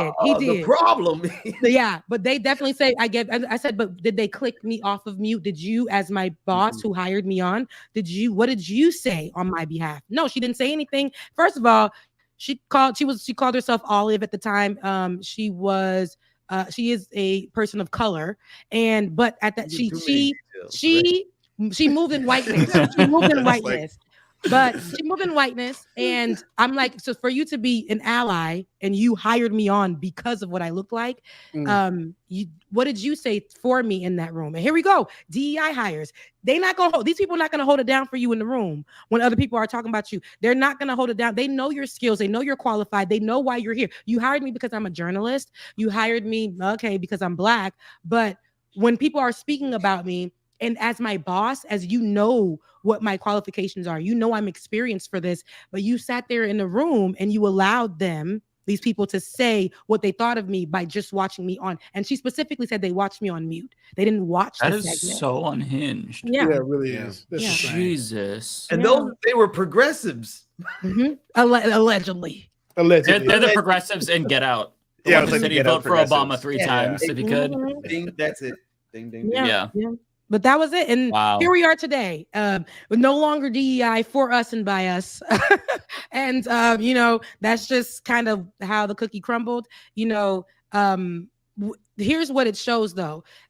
They feel like they have the reins, and a lot of these companies do the same thing because they do. They have the money, they have the resources. Everything comes a little bit easier to them in their whiteness and, in their companies. And so these Black people think that, and Issa Rae can attest to this because she's dealing with this as we speak. If you guys know Issa Rae, she made what the hell the show Insecure, okay, and all them other shows. But she talks about this too. But these people will get you in on there because right now Black is popping, your content is popping. You bring them, what people are looking for right now, the sensitivity with Black people, and then all of a sudden they don't need you anymore. That's what happened with Issa Rae. She said, a lot of my shows are being canceled at HBO, at all these places, because they don't value Black people and their stories or their content. So when they're done with you as a DEI hire, they just send you away. So she's like, now I'm focusing on doing it for us and by us. And in that time, when we're doing it like that,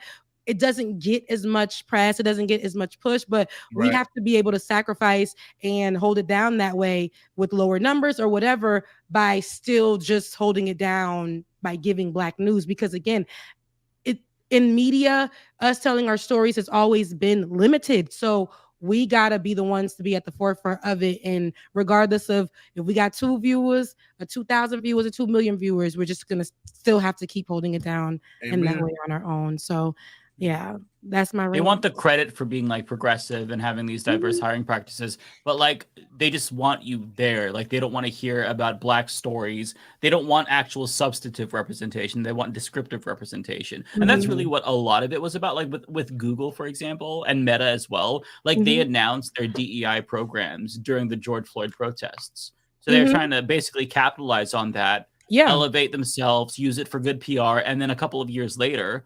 When people stopped talking about that because, Republicans had co-opted any messaging around that, started talking about CRT and whatnot, then they just quietly shut down those programs or scale them back significantly because we're done. We don't need the PR from that. Let's move on to the next thing or whatever it is. It's just so disingenuous. Because they don't actually care. It comes from a place of them just not wanting to be called racist, more so than it comes from a place of them actually wanting to do something.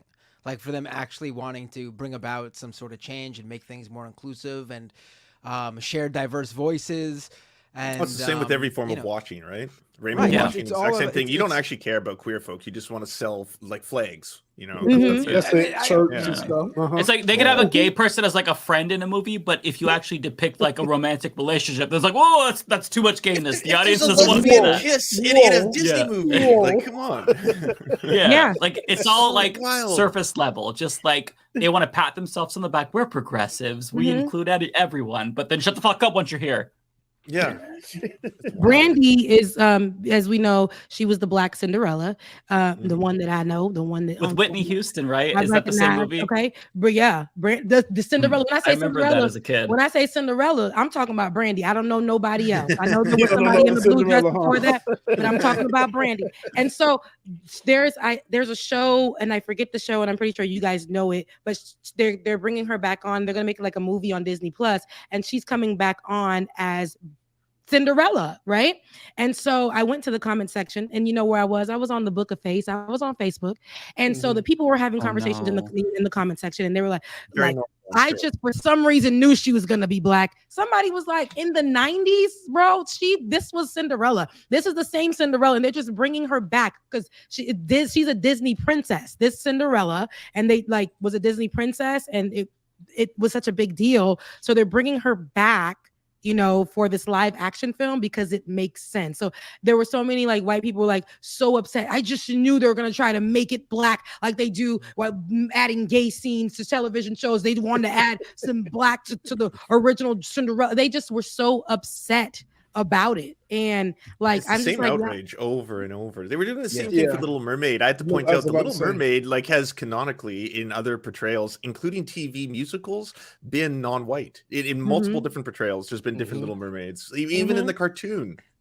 Plus they're mermaids. They're not real. They could be anyone. What are we doing here? And that version of Cinderella was so good that I was young and I did not realize. Now, the prince is Asian, his daddy white, his mama Black with dreads. Brandy Black, her stepmama white. That can happen. Stepmama got a Black baby. Okay, fully 100% Black, and then a redhead baby. I don't know, it was just crazy, and just different sizes, different skin colors. But it was so good that I just wanted Brandy to go get the prince. I didn't care. I didn't know. We didn't focus on that. So I think that was what people should focus on. They had kind of gay characters in it. They had, the whole color thing. We weren't focused. They had everybody from every walk of life in that movie. So that to me was a great movie for us. And people over there mad. Where have you been? Under a rock? Cinderella was Black. Cinderella was Black. Her man was Asian. It was a very mixed movie in that way. And I just don't know why they, people they're going to bring outrage about it again. And just like they did, like you said, with Little Mermaid and whoever else they're bringing right now. That new Romeo and Juliet Shakespeare play. I'm losing in mind. Oh yeah. So I need to go look at that because that's my first time hearing about that. Oh, they're colorizing Romeo and Juliet. Okay.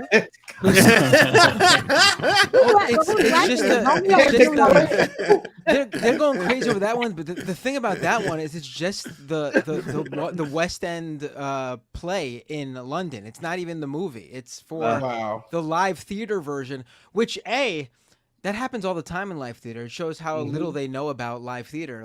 It's even more common to just cast whomever for a specific role, regardless of what the race of the character is, in live theater than it is in film and TV. And then second of all, I can't think of a better sort of representation of Romeo and Juliet than actually having one of the either Romeo or Juliet being white or either Romeo and Juliet or being the other one being Black. It makes perfect sense for that particular story, especially. How ridiculous is it to have a problem with something that is a historical commonality in the theater, and then B, makes complete sense for this classic story. Well, they always change the goalpost, right?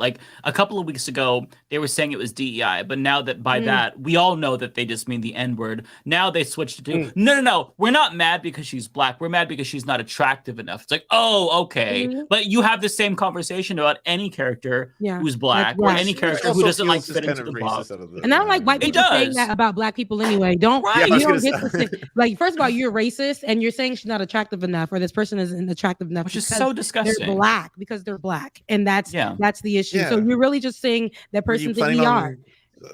It's a new synonym for the same racist argument. Yeah, but they think that they're being clever. They literally think, oh, I have plausible deniability. No, it's the same thing you've been saying now forever. You could switch it to DEI or CRT or a different acronym. Honestly, to use their own shit against them, I can't think of anything more beta than being judgmental of women like that. As a true alpha, I love all women.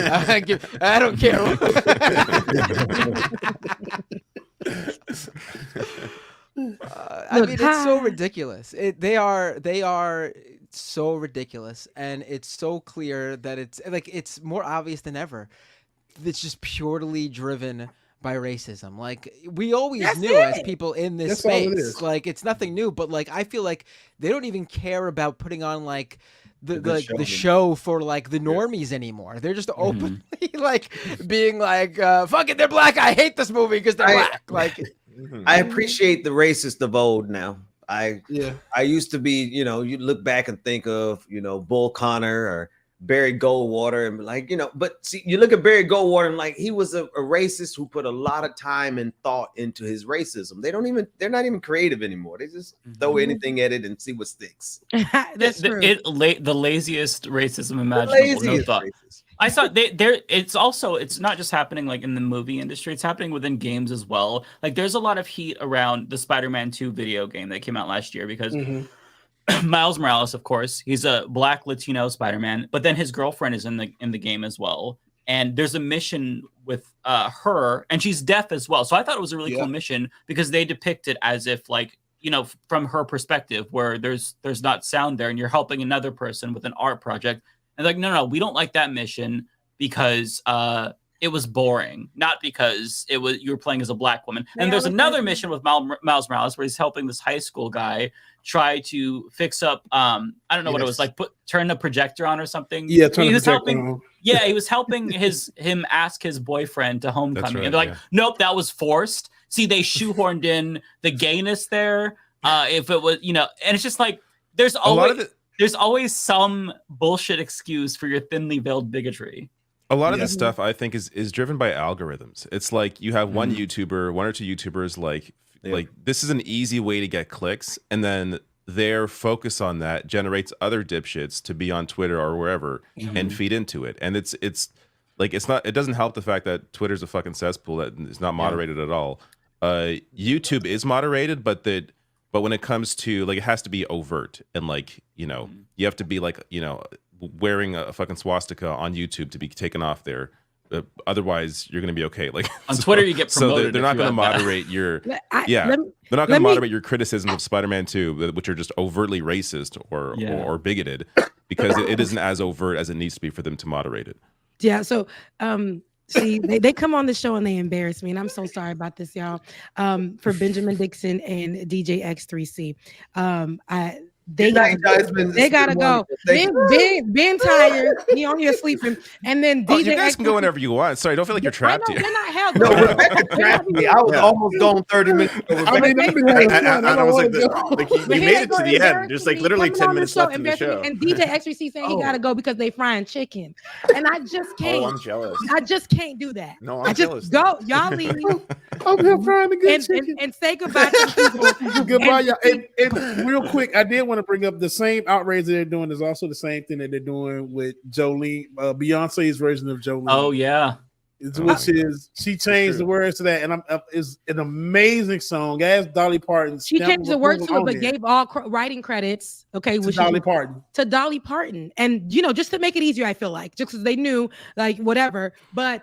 They're still having an issue with it. The CMT still kind of made her feel left out, even though they, I guess, let her be on stage, I think awarded her with something, whatever. But the radio stations are still having a problem with her.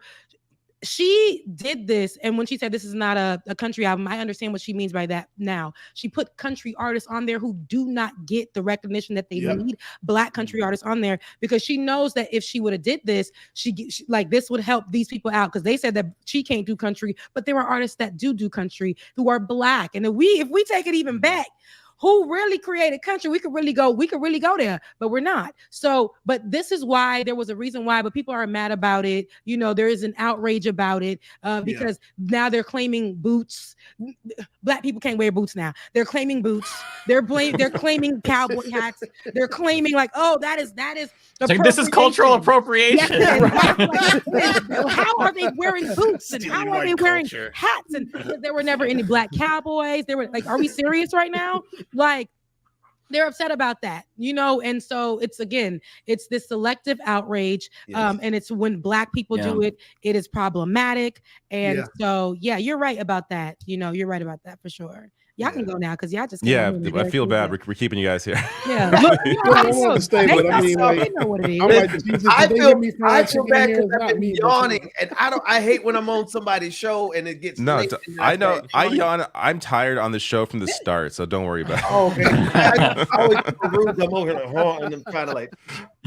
And then I'm just like, Chubb, do they hear the chicken frying in here? I'm like, Lord Jesus. That's really black of you, and I didn't need you to bring that here. Get out of here. I love they were y'all. waiting for me to finish the show, and I'm just like, y'all, just hold on a second before you fry the chicken, and then it's okay. That's crazy. Hey, thank y'all for having me, though. I greatly appreciate. Yeah, thanks for coming on. Thank you for coming on. Yeah, definitely. I'll be back soon. Okay. Absolutely. No, you will not. Absolutely. Not. Damn, yes, Rebecca. Rebecca's Bye, Bubba. We'll see you. Hi, y'all. Love y'all. Look, can't no home training. Can't have no. Get out of here so I can talk about you. Well, no, but love and mean it. But you see, y'all wanted them on here, and here they go. But no, absolutely, love They were great. I had a great time with them. Good. I'm happy you did. Look, I love that. Again, my crew are joining in together, and I love it. I love it. Merging the worlds together. Yeah, I love it. I love it so much, and I'm in both worlds, so that's good. I love it so much. So, but now I feel like we're like, when your parents are divorced, not that I can relate to this, but then they start like dating and you're meeting like the two different step parents. Like we're the parents meeting our Rebecca or what? Wait, I just fucked up the analogy. But you know what I'm saying? Fill it in. Like we're like meeting like, oh, you love our daughter, we love your daughter. So no, that's what it is.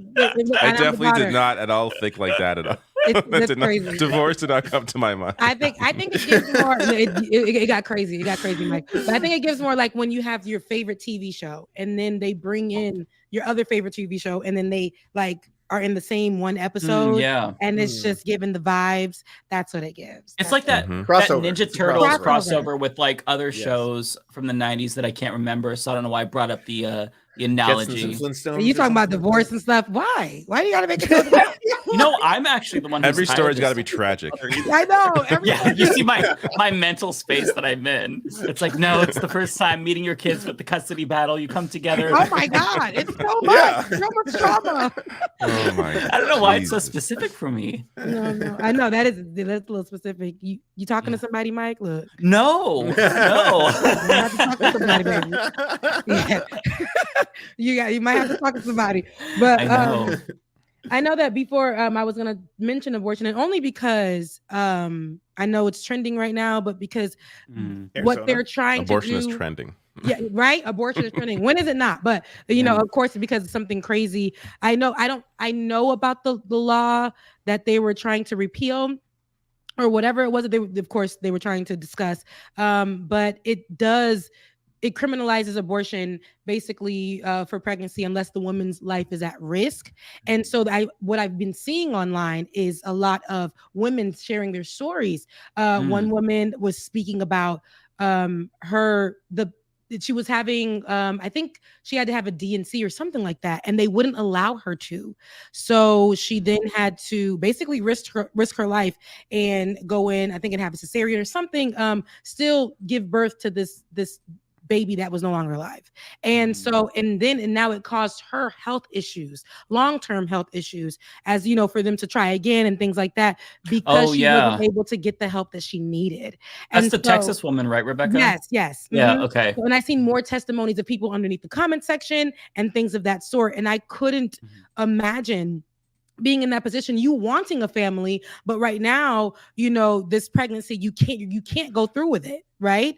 Medically, you're not, it's hurting your body. So, the baby is not going to make it, but they're going to criminalize you if you go and get this abortion. So now she had to do that, and she has long-term health issues because of it, because they wanted to. I know this is like Arizona Republicans and the legislation there that they were trying to push, but I don't know too much about it. So I wanted to know if you guys had any more insight on it, my camera. But while I get that together, I didn't know if you guys have any more insight on it. We talked about it earlier. We talked about it earlier. Before you came on. But essentially, as Binder was saying, it's apparently they used a precedent of a law from like 1866 or something to justify the entire ordeal. But yeah, I mean, it's older than 1866 in my eyes. It feels 1864. It was 1864. 1864. Yeah, but it feels again medieval. If we're going to go to a system where like women are going to die, that's what's going to happen. That's the end result of these policies: is that women die, babies die. It's horrifying, and doctors become criminals overnight. Yeah. Yeah, this is the woman's story that Rebecca's talking about. This is actually an ad that Biden released, and I have my criticisms of Biden, but this is a really good ad. Okay. This is one of our willow boxes. This is just filled with some of the things that we had started gathering for her while I was pregnant. Yep. There's her little baby book. Oh man. This is the outfit that she was gonna maybe wear home from the hospital. All of these. This is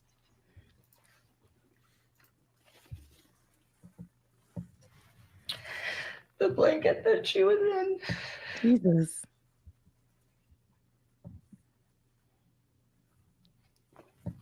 And these are her little footprints. Wow. It's okay.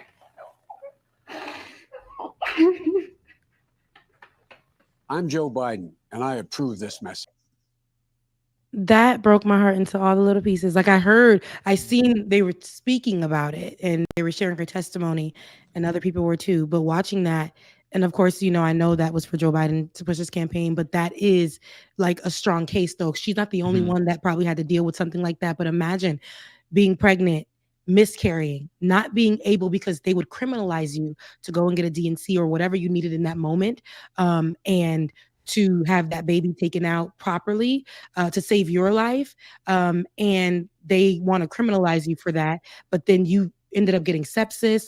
And now, the implications from that, long-term health issues. You want your baby. You want a baby. You want a family. And you may possibly never be able to do that because of something like this, a law like this that's put in place that criminalizes you for something that you can't control. And you were looking for health care for it. Right. We should say, because in case one of us or, we ever upload this episode as a podcast, we just say that in between those, the family talking was text on the screen that basically said that the doctors couldn't do anything for her because of Trump, the repeal of Roe v. Wade, that she almost died of sepsis twice after she was rushed to the hospital, the damage that was done may result in her never being able to get pregnant again. And then the final, text on the screen said Trump did this. I think it's important to say that for people who might be listening to just the audio, because if you're just hearing this family cry and then Joe Biden come in at the end saying, I support this message. Right. It came off a bit weird. Yeah. Yeah. It's important to see the visuals and the text on screen. Yes. And these stories are important because I think that so many Republicans, they had this weird caricature of women who get abortions in their head where it's like, oh, you know what? I'm 8 months pregnant. I changed my mind. Or I had the baby. You know what? Throw it in the garbage. Like they literally think that, like Trump just said that. And so they don't understand that, first and foremost, most abortions occur at the very, very, very beginning stage. But when they're later on, oftentimes it's because they if you realize that there is a 0% chance of survival for your baby, and you're given the option of carrying it to term and pushing out a baby that will live for an hour and then die quickly, or not having to have your heart broken like that, you should be able to make that choice, right? And people think that it's not that complicated. They think it's just very black and white, where it's okay, this is murder or not murder. And so that's why you even saw a lot of stories I think within the first year of Roe, where people who were previously pro-life came out and said, oh, wow, I didn't realize that this would affect me because I had a miscarriage and now my doctor doesn't feel confident giving me the procedure that I need because it's the identical procedure that they give for people who want abortions, and I'm not sick enough yet. So I have to come back when I'm sick. And so it's a wake-up call to a lot of people, which is why I think it's radicalized so many normies, because they never thought of it that deeply. A lot of people just took abortion for granted because we've had it for, since 1970 when Roe v. Wade was decided at the Supreme Court. And so it was easy to be pro-life when you've never thought about these actual individual stories. But the fact that these stories are so common and they are in everyone's face, like, I think it's going to have a huge impact, you know, on the election. I mean, it already is. It already is Right. having a huge impact. Every single place where this has been on the ballot, Yeah. Democrats, you know, the adjacent Democratic races, the Democrats won in places where even, like, you know, Republicans could usually would win. Kansas. This has been Yeah. This has been a winning issue for Mhm. Democrats, and I don't mean to like take this and turn it into electoral politics, but I mean, the fact that it happened is due to Yeah. electoral politics. Right. But like the Republicans are running on a losing issue, and like I mentioned earlier, some of them know it and are trying to run from it now. Like, you know, just a couple months ago they're going, "We did this," and now when this happens and people like us say, "You did this," they go, "No, no," after they were going, "We did this." You know, but this is an issue that they will never win, and this can be, honestly, this could be the issue that, you know, if they continue to run on being, you know, pro-life like this, or anti-abortion, I should say. Yeah. Then that's the issue that's going to further ostracize them. That's it for Republicans if they're going to keep going with this. And there's all signs show they are, even after, you know, even though they're out there saying, like Donald Trump and Carrie Lake are out there saying, "Oh, we don't support this law." They really do. I mean, everything they've done up to this moment supports that law. Supports the law, yeah. Yeah. Yeah, that was probably the most effective Democratic ad I've seen. Like, that was very effective. Yeah. There was no bullshit. It was just Yeah, a it was straight up honesty. message from Yeah. from people that were affected by this, and Yeah. that was, if they keep putting out ads like that, and enough people see that's going to have an effect. Yeah. And I think her story, and again, from her story, I've read so many other people's stories related to it. And again, I benefited from, in my own life, where I was able to, and regardless of my beliefs, my parents' beliefs, or whatever the case may be, in a moment in time, I benefited from being able to have access to get an abortion. And so, like, you know, hearing other people's stories, and I know people who, if they couldn't get access to, you know, getting an abortion or however, there's the black market clinics, you know, where they're putting their lives at risk to go and do this they either know that they can't have the baby. I know somebody who kept getting pregnant, but it was not working out for her. She couldn't carry a baby to term and was told by doctors she could not carry a baby to term. And so she just chose, like, okay, this is not going to be something I want to do. She ended up getting pregnant. She was married. But they denied her. She had to go to another state. She had to literally take off work, pick up, go to another state so that she can handle this, because she knew she didn't want to go through that again. The mental stress, she went through so many miscarriages. And so at that point, her and her partner decided they just weren't going to do it anymore. And so she just went off somewhere. She had to go to another state, pay for a hotel, all these type of things, just so that she can get the proper care.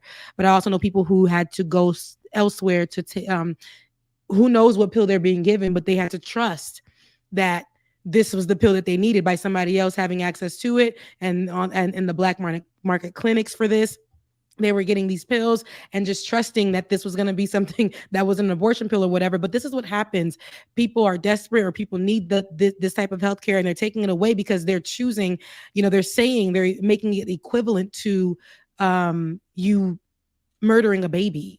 And meanwhile, what's happening in Palestine? They ain't worried about them kids. They ain't worried about them kids. Then a whole bunch of people who have abortions or who have access to it are usually, you know, women who are in church or have cheated or whatever. They get free access to this stuff.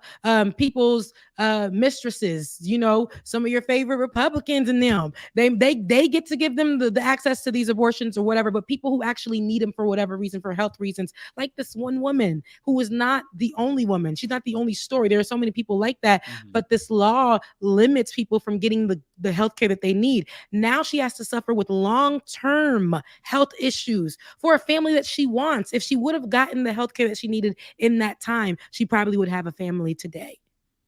Wow. Based on what you were just talking about, did all of you hear what happened to Fresh and Fit? Fresh and Fit. Oh no, I heard that something happened, but I don't know what happened. What happened? It's exactly what you're just mentioning.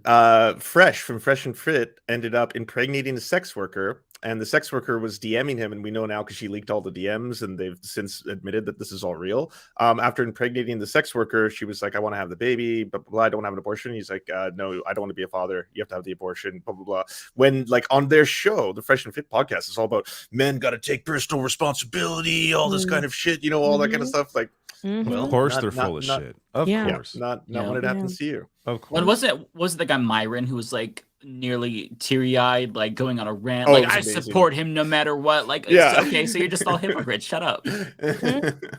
Those are the people though that will sit up there and say like Republicans do. They're like, I support life. Meanwhile, they got like 10 abortions in the bag already for whoever, easy. or the women who are quietly having them.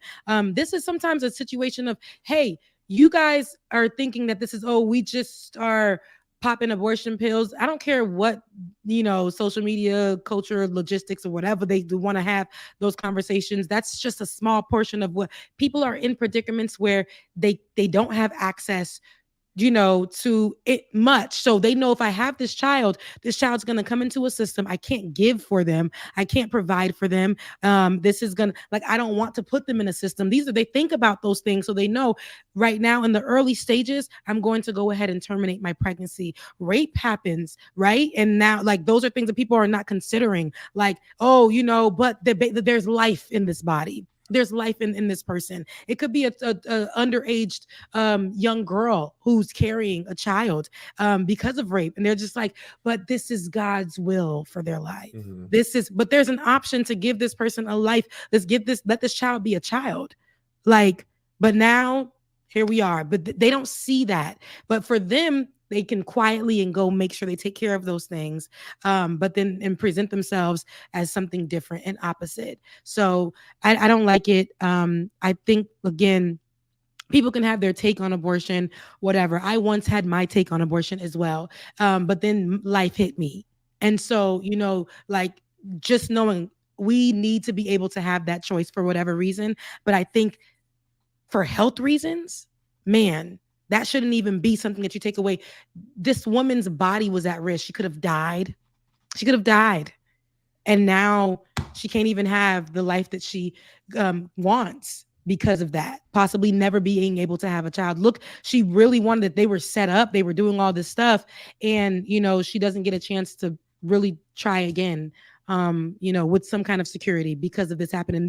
The fact that this was preventative, it's an unnecessary tragedy. It was, you see what I'm saying? It was just because a whole bunch of white men said women's bodies, we need to control it, and you can't, abortion is not God, is not godly. Yeah, I love the Lord, and abortion worked out for me. So yeah, you know what? It's also in the Bible. Yeah, that's true. I don't think that these politicians in particular even believe the shit that they say. I think that to the extent they want to criminalize abortion, it's just because they want to control women. That's what this is about. If I said this earlier, I'll say it again because I think it's an important point. If they really thought abortion was murder, they would treat it that way, right? They wouldn't make exceptions for their mistresses. They wouldn't make exceptions for states. I believe in states' rights, so some states can allow this murder to continue. You wouldn't treat it that way. You don't actually believe it's murder. You wouldn't be protesting outside of a clinic where they're doing murders. You would storm the clinic, right? It's also disingenuous. Well, some people do. Some of them do, but I mean, for the most part, yes. right? It's the same thing with if you cared about child's rights, you would care about the second they were born and provide for the families and the mothers and all that kind of shit, right? They do that. They do that, right? We'll take care of you while you're pregnant. Are you guys doing that for real? Are you providing these mothers with the healthcare that they need? Are you doing? Because right after that baby, they want to cut WIC. It's like, yeah, cut food stamps.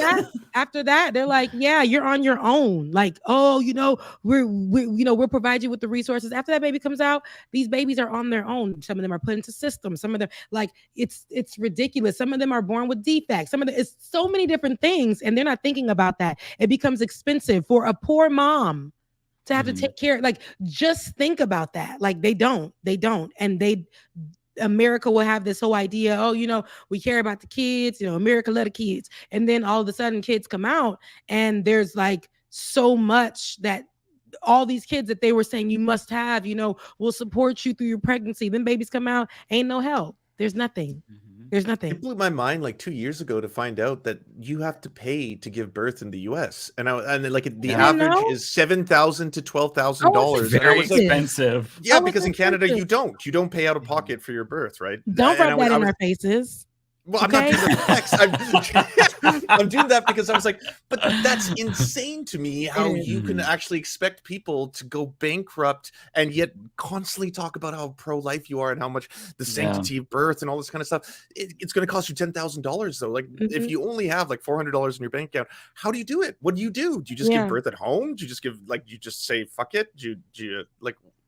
Again, no, you'll be able to do it. So many parents literally use what they can, like do what they need. I know my mama was sick and tired of getting pregnant. That lady been pregnant since she was 17. She just pregnant every day, right? Fertile, right? So with her being a migrant here, her not having she worked at a hot dog stand when she first got here, and I saw the stresses of having like 4 kids in the house that were all we were all around the same age, but her trying to do all of that was a struggle with my dad trying to make sure he holds down a job. So they don't make it easy for you anyway. Like you already got to do 6 jobs. We had to be home. And this is back in the day. So it was my sister, who was maybe 4 years older than me, locked the door while we have to make this money to make sure that you guys can eat or whatever, while when we were younger. And it took years for us to really see, something really take place in our lives when it came, until I was like 15 or something.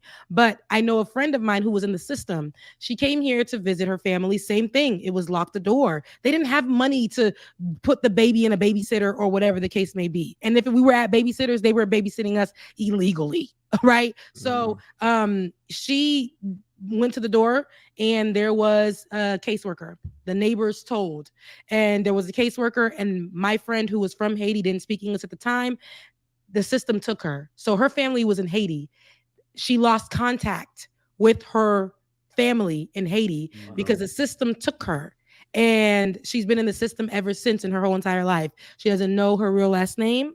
They changed it, first of all, and then she didn't have a real social security. They changed her. They did this overnight. They changed her birth date and everything, and she became a part of the system.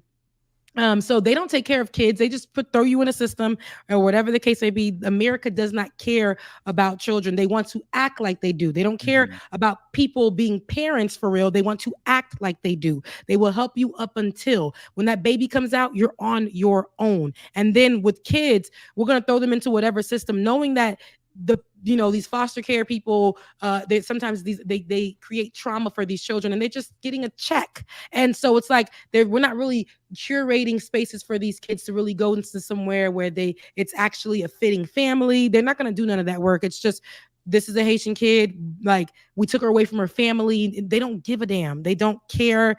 America does not truly care about what the things that they care about. And one thing is about children. They do not care. I don't see that. They don't care about children, because if they did, programs like WIC or whatever wouldn't be up for people. Like, I think expires at a certain age. And it's like, okay, did something change for the parent? Are we checking in or whatever the case? No. As soon as the baby turns a certain age, WIC is over. You're on your own. You're on your own. You can't get the benefits anymore. It's just that type of, that's what it is. So yeah, it's a barbaric, ruthless system. It's shitty. Yeah. Well, happy way to end the show. Yeah. Yeah. Well, super happy episode. I know, right? Sorry, y'all. Look, my bad. They came on. I tried to keep you. I started Doomer too earlier. We talked about like Sotomayor retiring and stuff. That's true. That was right out of the gates. That was the opening. Yeah. So we started Doomer. So okay, I'm sorry about that. Well, but you know what? No, don't maybe apologize. The super chats will be happier. And because you're gonna have to read them because David's gone. His baby was crying. So look, everybody, it's just a night for the kids to just start acting up. People tired, kicking, crying. I have a bird. My sister's bird It's in the cage behind me. I got it covered up because he's a little fussy. Yeah, it's a parakeet, but budgie, whatever. But first, I want to free it every day. Kind of see it. I want to free it every single day. Because I hate that he's in a cage, right? I just don't like it. I feel like he doesn't belong here. Y'all know how I am about the birds. I don't know.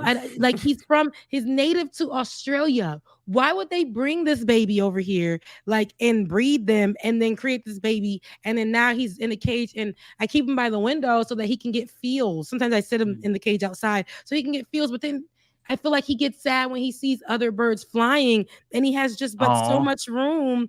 And he can only fly from like here to here. And if I take him out of the cage, I ain't gonna run after no bird in this apartment. He's gonna die. He's gonna die. And so, yeah, so I feel so bad. So I just kind of like, if I leave the room sometimes too long, he'll start chirping. And then when I just come and just sit there, he'll, calm down or whatever the case may be. We're best friends. So that's my sister's bird. That's cute. His name is Rocky. I'll put a picture of him on YouTube, so yeah, you can see him. But yeah, I get really sad about it. And, when Maya Angelou said, "I know why the cage bird sings. I know why this cage bird sings." Okay, the baby is sad. It just makes me so sad. But yeah, yeah, I know. Okay, so I'll go through Rebecca's. Definitely don't let that bird go though, because that bird would not. He wouldn't make it outside. He wouldn't make it. He wouldn't make it. This is not his environment. Like he would get eaten. He would die. Yeah, fair. Fam, I can't stay for the super chats this time. I gotta take care of my own pet. Hey, y'all just all right. It's always Mike and Nat anyway. I love you, Lance. Have a good one. All right, peace. Love y'all. Love you. The chats. Alrighty. Oh my God, that's too close. We just said fuck it. Yeah.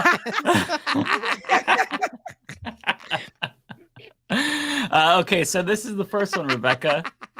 Oh my God, loving the crossover, Lizzie Bennett. Thank you so much. Next one. Infinite content. 2 ballot initiatives in Florida of note. Question 3 is legalizing weed, and question 4 is about abortion access up to 24 weeks. Make sure to choose wisely. Definitely. Rimuru Tempest, the slime dragon. Thank you so much. I missed the Benjamon P. Dixon show, but I'm not stopping my support of you. I know he's still doing his thing. It's just different, right? He's still doing a show, but it's just different. So if you follow his page, he's putting out content, as much as he can, but and it's still the BPD show. It's just kind of different than what you're used to. So keep supporting. He posts on there. Funky Flash, thank you so much. Tigwick. Tigwick. Love what you bring to Leftist Mafia, Rebecca. Thank you so much. I appreciate that. AK, thank you so much for your super chat. The Emo Dragon donating to get Rebecca on the YouTube. Look, because I put the in front of everything. The Kroger, the Publix. Donating to get Rebecca on YouTube full time. Fund. Appreciate your contributions to Leftist Mafia, like it or not, and Olay and Friends. Love you, mean it. Thank you. That's what I used to say, y'all. Love you, mean it. Thank you so much, Emo Dragon. Appreciate it. I'm trying to get free too. It's coming. We're trying to help. Well, it'll happen. It'll happen. We got to put into existence. It'll happen. Yeah. I have some ideas actually. All right. Look, we'll talk. Yeah. Jay Cass, thank you. New job, unfortunately, night shift. On my first break, may not be able to make Leftist Mafia live further on. Oh, because they trying to keep you. See, they trying to change your shift and you can't even come with us, but you can always catch us after. Keep up the great work, though. Thank you so much. It's Spanish. I feel like this is Spanish, and I'll get it later. Gatling combo, thank you so much. Can't send too much. Listen, that's enough. You supporting is enough. So don't feel like you force us in, but you supporting is enough. And I thank you for your super chat. Can't send too much, but it's something. Thank you all so much for having empathy for service workers. Absolutely. Prairie Fire. I didn't know I had all these other. I had 2. Prairie Fire. I needed to give you money. Otherwise, Matt will call me out for overcharging poor folks for food.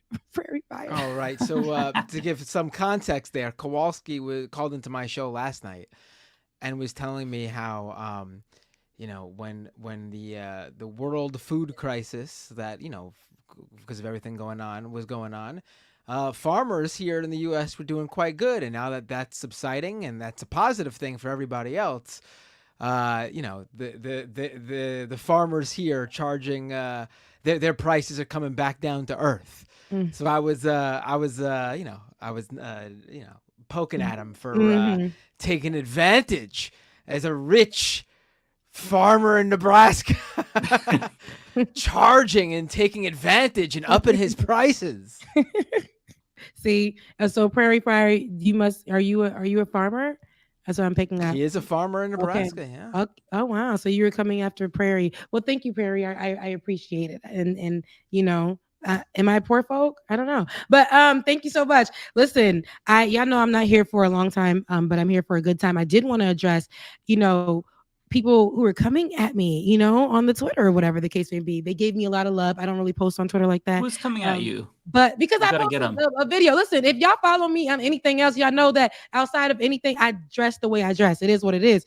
But because I posted me at dinner, right? I don't post much on Twitter, but I posted this, and people were saying, like, you know, showing less is better as a woman. Like, wait, you know, that picture I thought it was you looked so good. I don't understand. So and that's usually that's like my everyday wardrobe. Like when I wear my t-shirts, of course, and stuff like that. But when I go out, it's always up and it's stuck. Like that's how I've always dressed, like, you know, but it's funny, but like people have a problem with that. And it's not everyone, it's just a few people. But I was just like, dang, like people, I'm a woman, right? And I am 33 years old. So that's the grown and sexy age. Y'all get over it. People have titties, people have ass, people have legs, people have ears, people have eyes.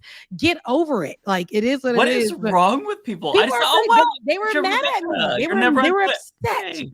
They were upset, but it's okay, y'all. I cannot handle these people. It's crazy. It's crazy. But, you know, that's how I know they don't follow me much, because if you did, it wouldn't be a thing. But everyone who's watching, go harass anyone who was talking to Rebecca negatively. No, I can't say harass. Defend Rebecca. Don't go attack the people. But, you know, I love you guys. And Matt, somebody said this, though, and this will be my last thing and I'm out. You know, because I ain't never been on your show. I ain't never been on your show. Look, I've never been on your show. So, you know, you figure that out and you make it happen. Make it happen. Like so, but other than that, I love you guys. Mean it. You guys enjoy. I know how you guys are going to be on here till 5 a.m. So, you know, the floor is yours. Love you guys. Mean it. Take care, Rebecca. Yeah, you gotta get you on my show now for sure.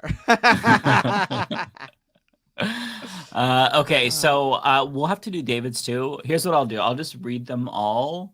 And then if it comes to one that's yours, just stop me. Does that work?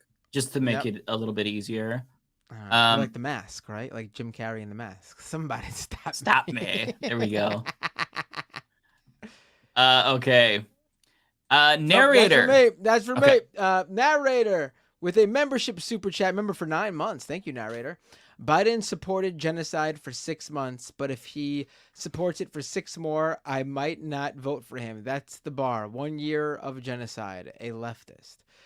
I mean, and listen, I don't like it either. You know, as someone who lives in New York, my vote doesn't matter, so I could just not vote for him.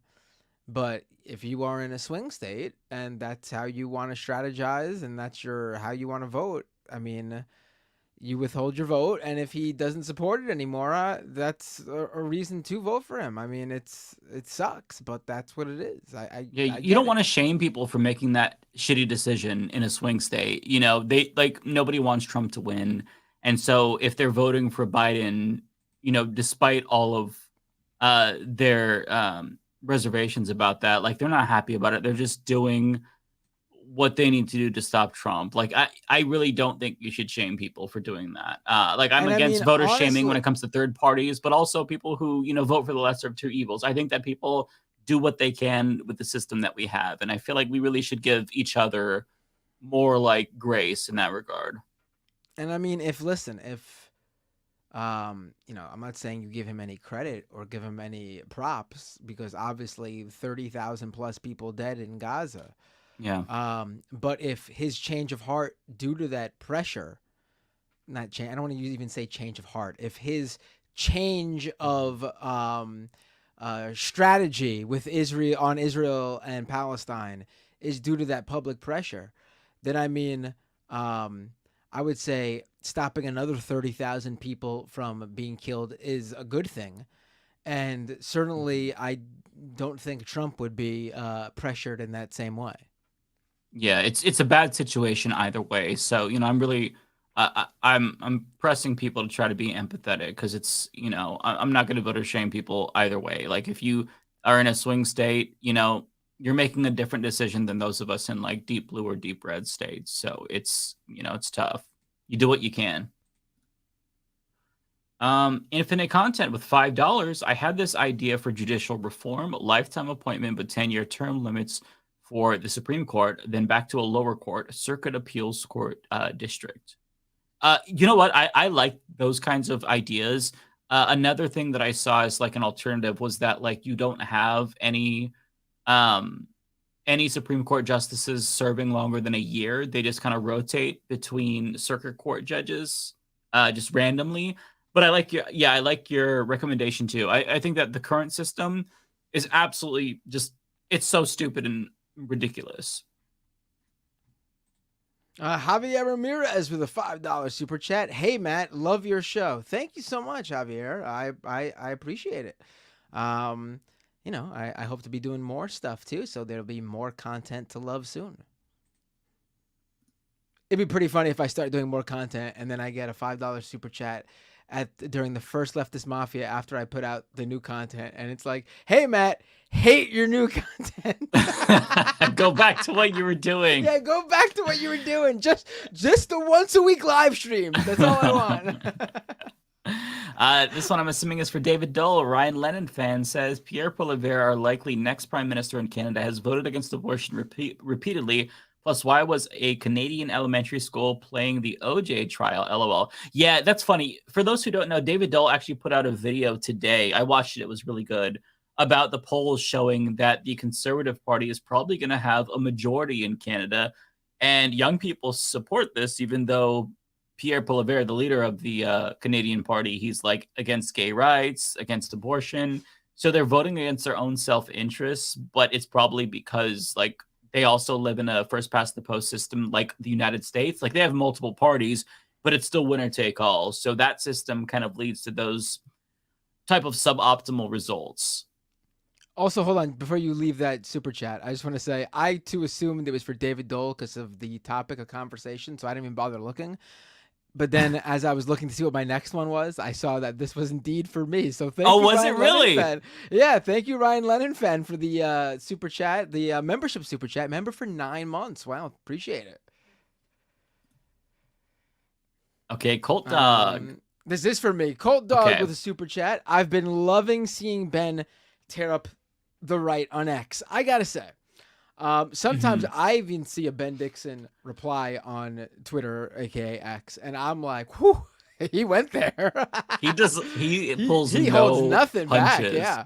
I fucking he's like probably the best follow on Twitter, hands down. And I gotta say, what it makes it extra hilarious is I'm pretty sure his profile name is like Pastor Ben or something like that. So you see like Pastor Ben, and then it's like, oh, whoa, okay. It's so good. Yeah, he's my favorite. This one's for me from Bayphoto with $1.99. Thank you, Bayphoto. Mike, was your Blockbuster full of free AOL CDs? No, so I actually started working there when broadband was more common. So no, otherwise we probably would have played with them and used them as like frisbees in the store when it was slow. Rimuru Tempest the Slime Dragon, $15. Thank you so much for the generous super chat. I love seeing Ben Dixon. Yeah, me too. Always happy to have Ben on. Darnell Henriquez with $1.99, thank you, says it starts with rubber bands and ends with a pain king. Yeah, referring to my homeopathic gay conversion therapy. Yeah, true.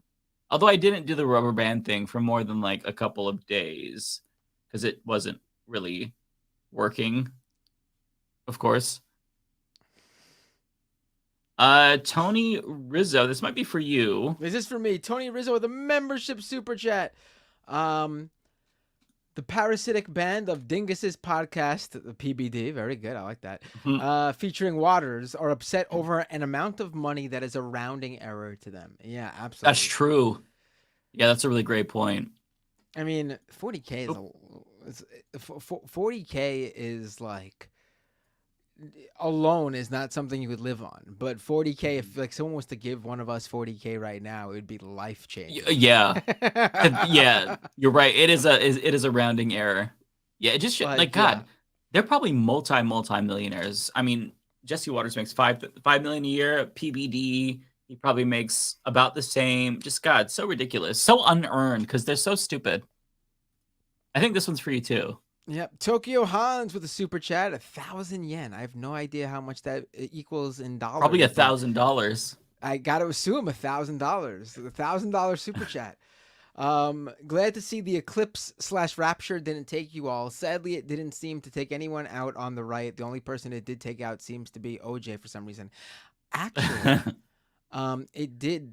This is a really crazy story. I really should have brought it up earlier. What's this? Hold on. Give me 1 second. There is a story in the Los Angeles Times. An astrology influencer named Danielle Johnson.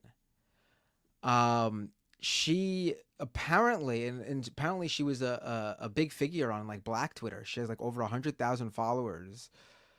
She apparently has she's been like mentally deteriorating, going through mental illness over the past couple of years, and became a QAnon person and sharing right-wing conspiracies and stuff.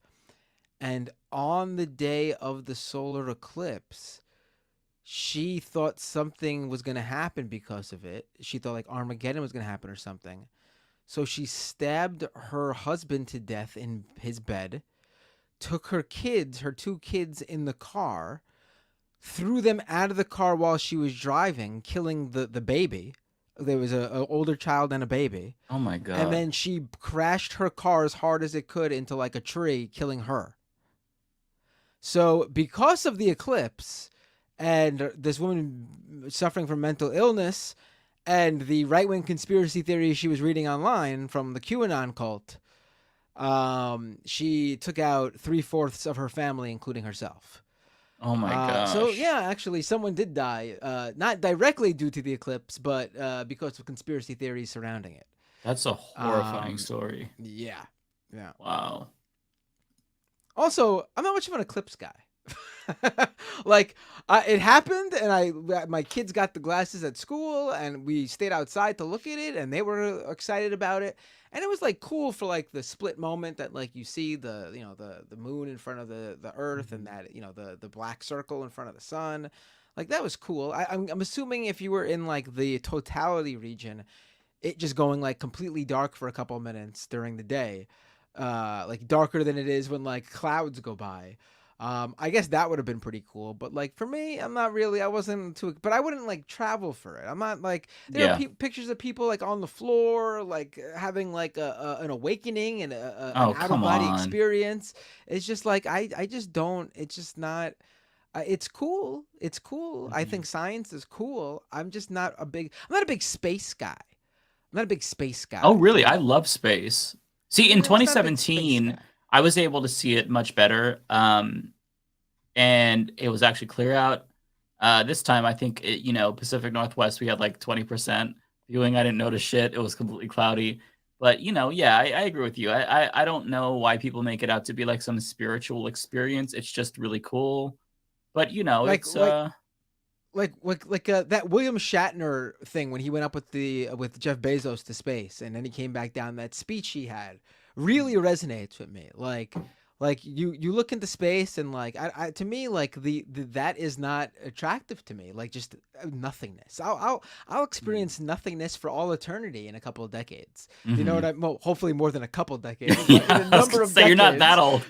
In a number of decades, I'll be experiencing nothingness for all eternity. Yeah. So for me right now, I actually quite enjoy Earth. I think it's quite beautiful. The trees, the sky, the water, the fresh air, gravity.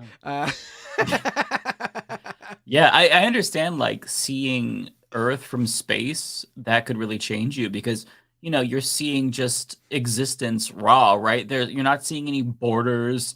You're not seeing you're like completely detached from like the day to day. It's just human beings on a planet floating randomly through nothingness. You know, it's a really, it could be like life-changing or at least change your perception or your mentality. So I do understand that, but I feel like you shouldn't need to see the planet to have that type of mentality, right? Like it should be obvious. Like someone in the chat mentioned the Charlie DeGenemer said the people not so much, but you know what? That's the one thing I actually, and I posted this online. This is the one thing I really enjoyed about the eclipse, more so than the eclipse itself. People came out of their buildings, came out of their homes. In my neighborhood, walking the kids home from school, everyone was standing outside. Who could? People standing outside of stores. I saw like workers stopped and looking up with and outside of my building, there were more people standing outside of my building at the same time than I've ever seen. I love that. I actually like in terms of like reminiscing on like the past or like the golden, like nothing's ever better than the now, and then obviously then the future. Things will always progress. So I'm like one of those people. But in terms of like one thing I do wish I was alive for, and like the like I guess in like the it reminds me of the episodes of the Twilight Zone. I guess like the 50s and 60s. The one thing that seems nice in that is that like people were always outside. Kids were always like in the street playing baseball, riding their bikes. I mean, maybe that's just in the shows, but my parents tell me sort of the same thing too. I miss people neighbors interacting as much as they used to. And to see that during the eclipse was actually the coolest part of the eclipse. People outside talking, congregating. I liked that a lot. It feels good to also experience things together, kind of just like you don't think about, people's political disposition or who they are. It's just, hey, we're experiencing this cool thing together. We're human beings. And I think there's something really cool about that too. So yeah, I understand that. Okay. Listen, don't get me wrong. I certainly dislike greatly quite a few number of specific people. But people as a whole, I like to think we're good. Yeah, we're products of our environment largely, too, I think. For better or worse. Okay. So Izzy Sanchez with $5 says Jesse Waters not taking how many hours are distributed to employees plus taxes and rent, electric bill, cell phone bill, food, etc. Sheesh. Yeah, you know what it is he is so detached. He hasn't thought about these things in forever, right? He doesn't have infinite money, but for the most part, for all intents and purposes, he doesn't ever have to think about these things. So he's not thinking about bills. He's not thinking about food. He's not thinking at all about like what a regular person goes through because he's so detached. He has so much money. I mean, $5 million a year. He is a multi-millionaire. To talk like he does what we do. Easiest job ever. We do it much better, by the way. But like $5 million a year, like you never have to worry about anything. Your family's taken care of, and so he can't empathize at all with like the regular person. So that's why he's so out of touch. When you're in that like rich elitist bubble for so long, like it doesn't just make you detached. Like I actually think to an extent, the richer you become, the more you experience brain rot. It's like looking at some of these people. I'll say, and let me just say that this is I just realized my super chat. Thank you, Izzy Sanchez. I actually do think I don't think he considers taxes. That's absolutely right. Yeah, but they definitely consider those other expenses. They just don't think you should be able to afford rent if you're working at these places. Like they literally don't think you should be able to. Like they realize that part of it. They definitely don't consider the taxes. That you absolutely got right. But I really do think that because they say it, you shouldn't be able to afford rent by yourself as an industry worker, because that's not a job where you should be living. You shouldn't have the privilege of being able to afford to live on your own. That because you shouldn't be there. This job is just for teens and people starting out. That's how they really think. Mm-hmm. Yeah. Resto. This one's for me. Yes, I'm sorry. I'm just taking them all. For Resto Ventura, I'm what's the casino term I'm looking for? I can't remember. I don't know. I know what term you're referring to, but I cannot. Tables, I think. Yeah. Okay, that was not the one I was thinking of. Never mind. For Resto Montero with a $10 super chat. Years ago, my old army buddy posted a homophobic Facebook post on Pride Day. I started fighting him in the comments, and his friends chimed in, "Didn't you blow X guy?" He replied, "Yeah, but I didn't like it." Wow. Honestly, not super surprising. I mean, listen, I know people, experiment when they're young and try different things. But I mean, I feel like you got to at least be bi if you've done that. Like, Yeah. I've never, as a guy who knows 100% that I'm totally straight, as I'm only attracted to women. I've never had a moment where I wanted to experiment with blowing a guy. Right? Yeah, it's not something you accidentally do or say you want to try out unless you're bi. There's nothing wrong with that. There's nothing wrong with that. Right. But if you're gonna be posting homophobic posts on Facebook, then I mean, and you blew a guy, right?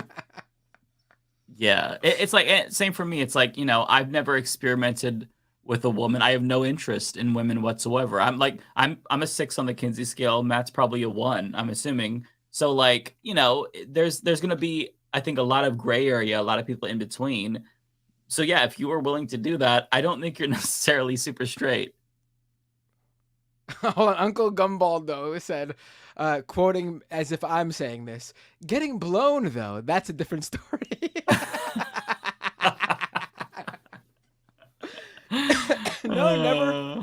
Never had any. Zero throughout my entire life. I've never even had a moment. Zero attraction to guys. I'm not even attracted to myself. I mean, guys are gross, man. Guys are disgusting. What's wrong with us? Seriously, how can even women be into this? I mean, I don't get it at all.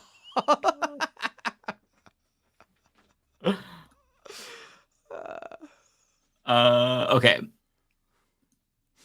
Zia Spots, $3. Thank you, Zia. Petition to make Jesse Waters work at McDonald's. Listen, I've always said this half seriously. I think that every single person should be required to work in the service industry for at least 1 year. I think that would make society a better place, because if you are on the receiving end of that job, of a Karen, of somebody who's yelling at you, it changes your perspective, right? Feeling belittled, feeling like people think that they are superior to you. So yeah, I agree. I think that Jesse Waters should work at McDonald's, so that way he could see, oh, this is actually really difficult work. And I don't think that he could survive working at McDonald's. If he was forced to get a different job, he's never going to be in that position, but he wouldn't be able to survive working at a fast food or a retail place. He just couldn't. He needs to be in these little elitist jobs where you talk, read off a teleprompter. Not because he's better, but because he couldn't handle it. Lou Isms, $1.99. In 1995, I worked for $7.25 an hour with only $300 rent. Wow. Yeah, it's crazy how much the cost of living has skyrocketed. It's really, really startling. Yeah, rent in the 90s. I mean, I was too young in the 90s to be renting, but same. You hear from people that that the fact that it was still in the 3 figures in the 90s seems insane. Yeah, because that means it maintained that general 3-figure number for quite some time. Do you know what I mean? And then suddenly it jumped a lot and continues to jump a lot. Yeah. Like if you're paying $300 in the 90s, then like, what were they paying in the in like the 60s, the 70s, the 80s? Like Actually, I found on Reddit somebody posted an ad of homes for sale. I think it was from like 1960 something, and for like 17,000, I think, or something like that, for like a beautiful home. Well, there was, so the ones that I saw, it was a 3-bedroom for like 70,000, and the mortgage I want to say was around like 200 a month, which is just, I mean, it's inconceivable, right? It's crazy, man. I don't know where that was from, like what area of the country, but still. For me personally, that's like, you know, I'm a very lucky person. I've a wife, 2 kids, everyone's healthy. It's knock on wood, obviously. But like the one thing out of reach that is like the goal in life is to just, for me personally, I know some people don't want to do this, is just own a home. Nothing crazy, just a basic home. And that's because I'm just sick of rent, sick of the property being owned by a landlord and someone else having a say over what you can and can't do. I got a dog and I have to pay them hundreds of dollars in fees just to have a dog in the place where I live, like my own home. Like I hate that so much, to live under the power of someone else. So like for me, that's like the one unachievable, maybe one day, who knows, far away. That's like the one thing left. And like the fact that it would have been much easier to obtain even just a decade ago is, probably more than a decade ago, maybe 2 decades ago, is so angering. If I was just born a little bit earlier, you know, like. Well, that's why so many people now don't even pretend like the American dream is alive, because that's like the American dream, right? Like you go through the steps, you get a job, you get a family, you buy a home, and then, you know, life is peachy keen. Not really, but you know what I mean? Like, now that's not even like the bare minimum of what is thought of as the American dream is no longer attainable for the overwhelming majority of the population. Right. Mike, I'm sick of eating the bugs. I'm sick of owning nothing and being happy. I want to own something, Mike.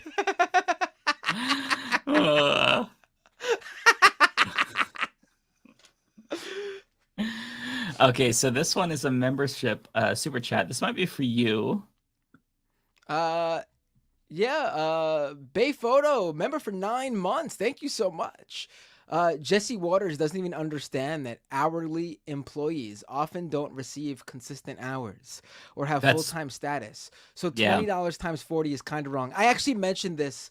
I did a much longer piece on it on my show last night on the live stream. You know, on this show, we cover things quicker, number of voices voicing their opinion, so we don't always get to every single point before we move on to the next topic. But I did bring this up. Like, these jobs are not guaranteed 40 hours either.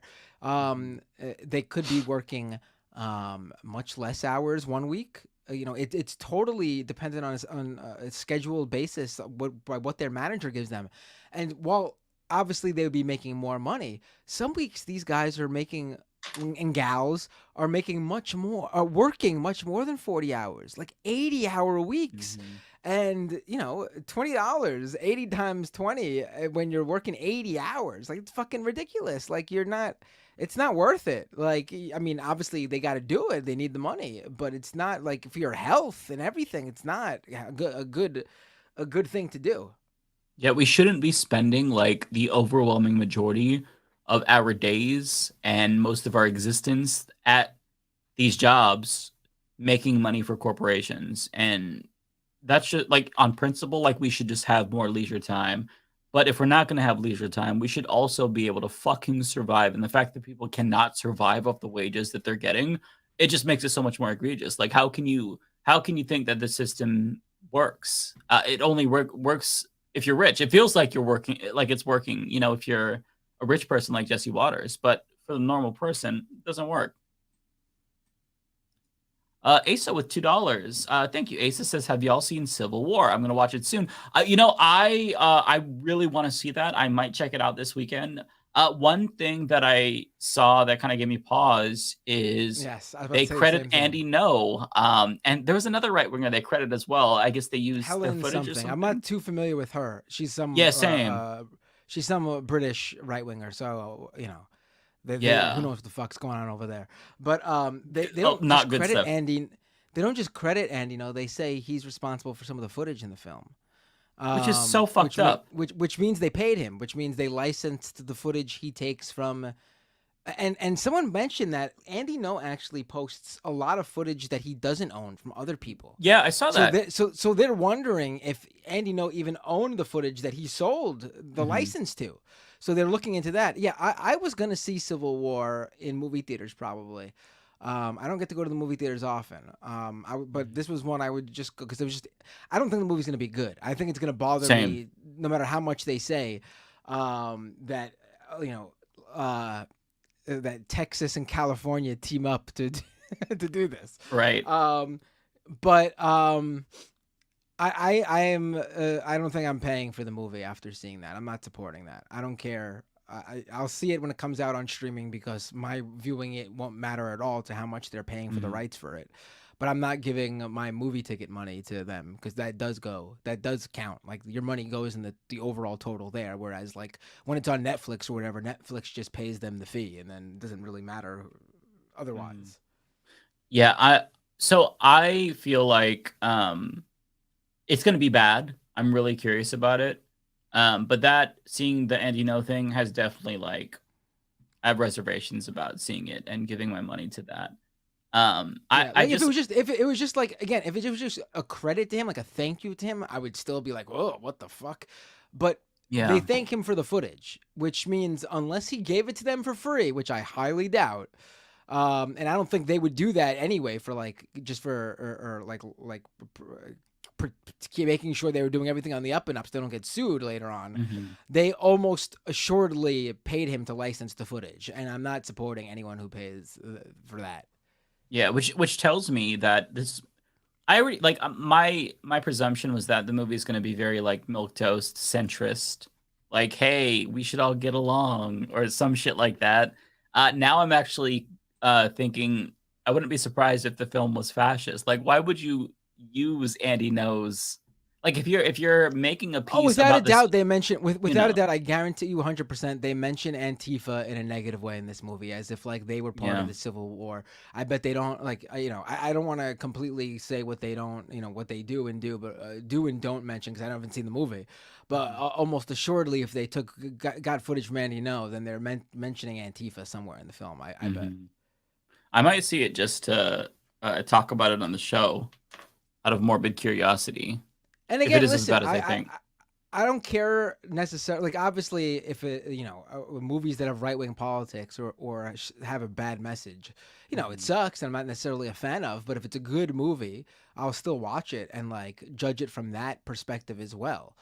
But this is different. This is they have enriched someone in real life who does these things by paying them for footage, and that's completely different.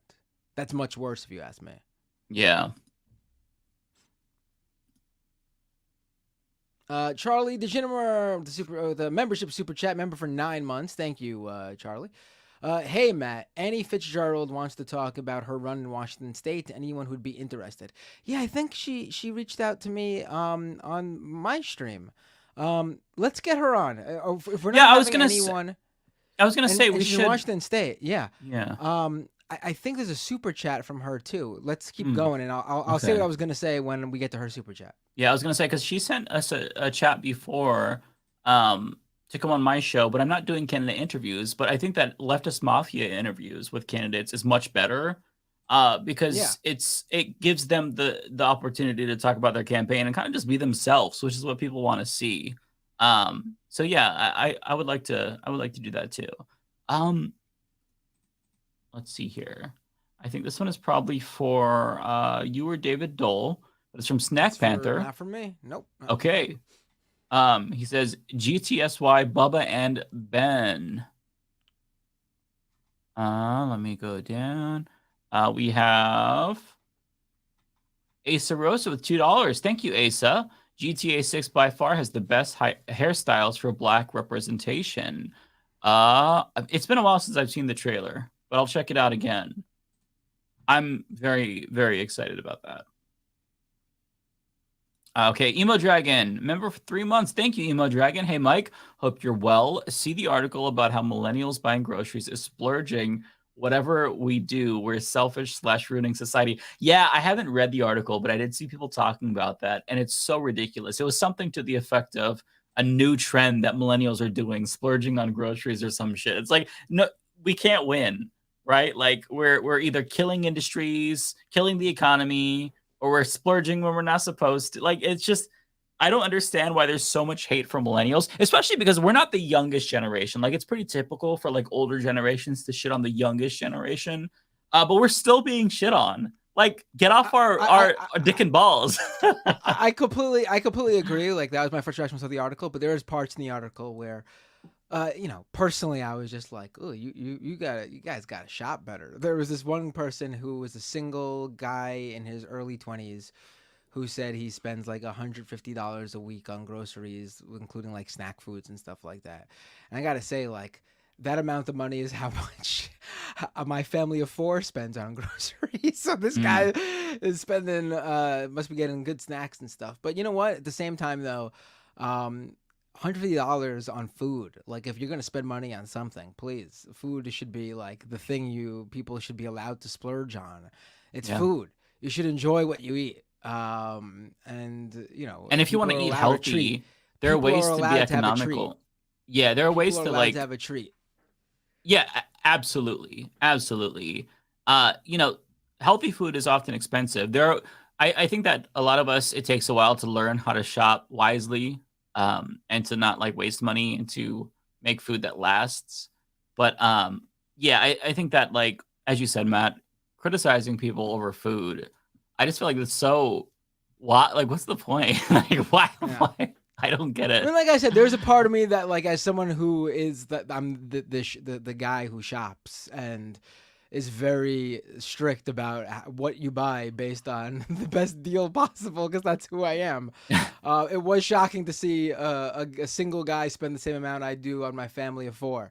But again, I'm not gonna knock someone for that. If food should be something you're allowed to splurge on and enjoy. Mm-hmm. Yeah, I agree. Okay. This is this is not for me. Oh, yes, it is for me. Narrator with a super chat.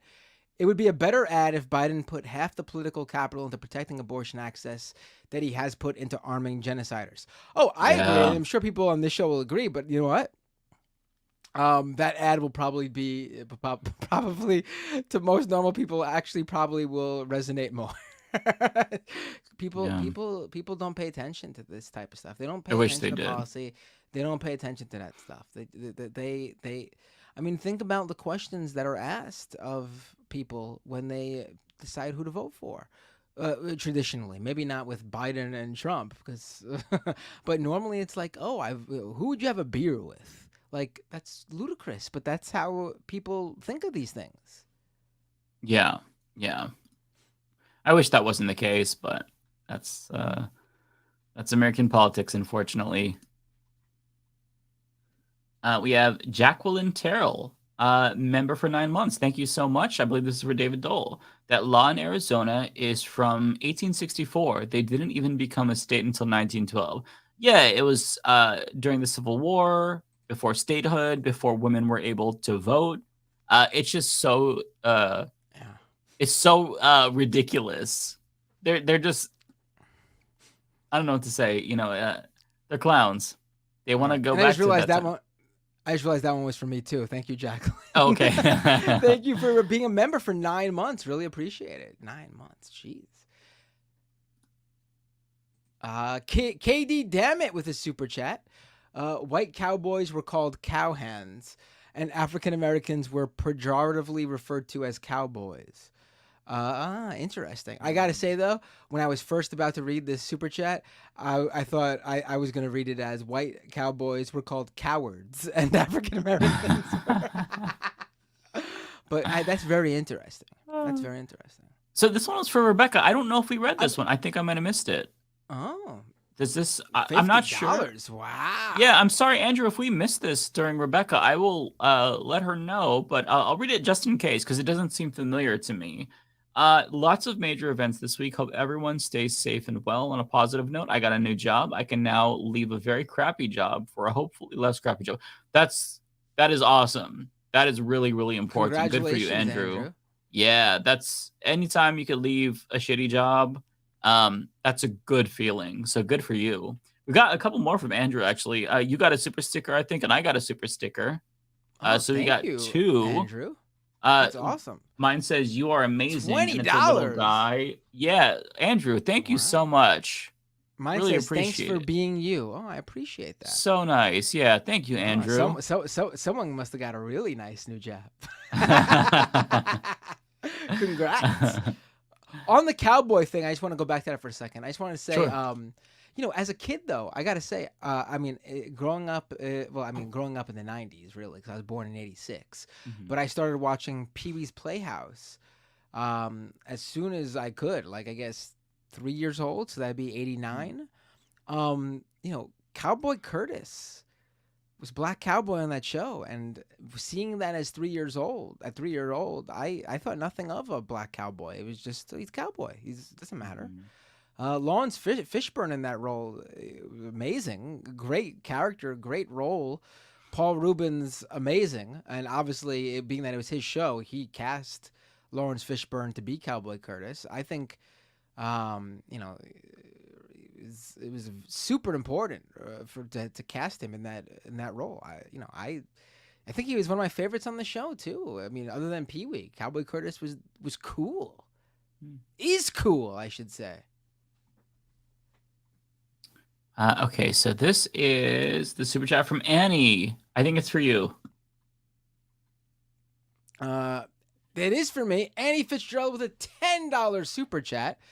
Please consider interviewing me for my campaign on Leftist Mafia. I need help promoting my campaign for State House in Washington 38. I want to make history as the first openly disabled LGBTQ elected official in Washington.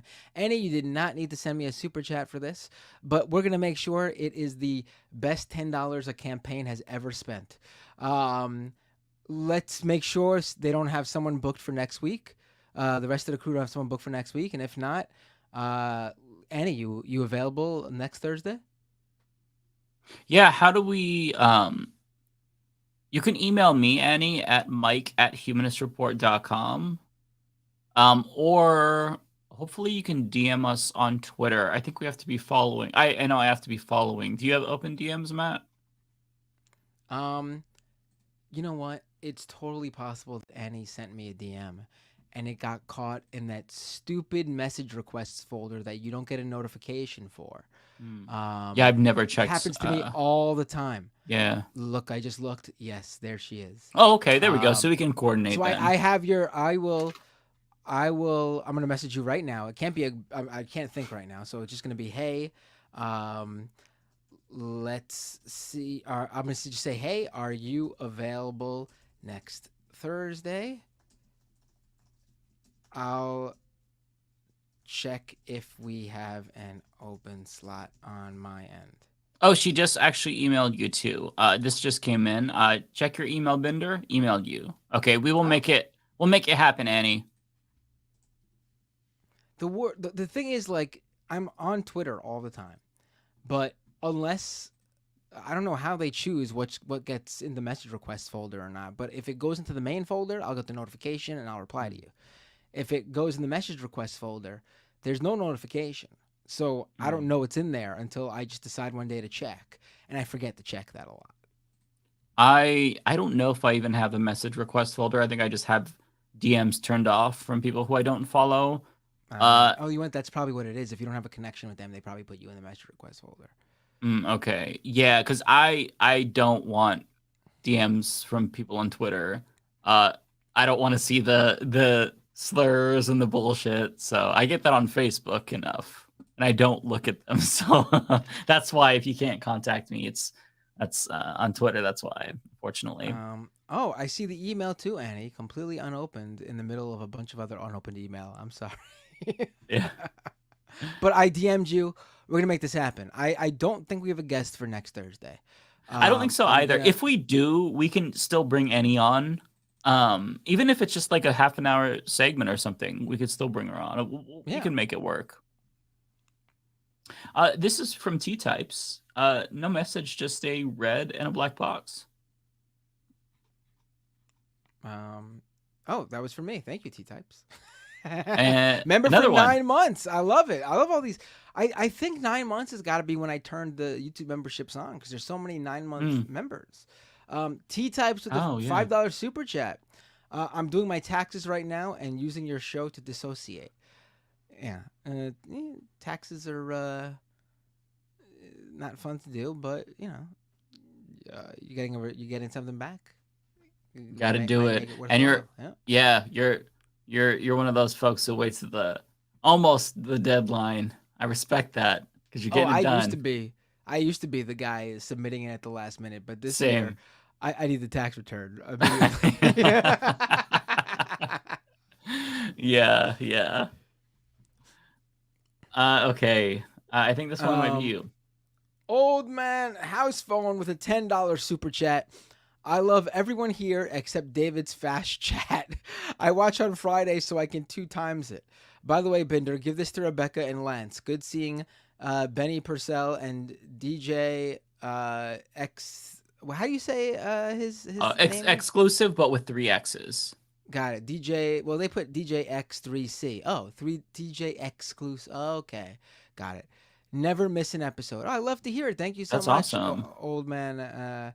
I'll certainly pass this on to Lance. To Rebecca.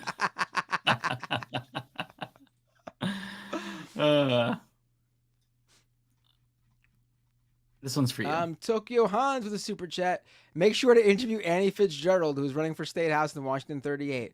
Damn, Annie's got the grassroots with her right here. This is awesome. I know.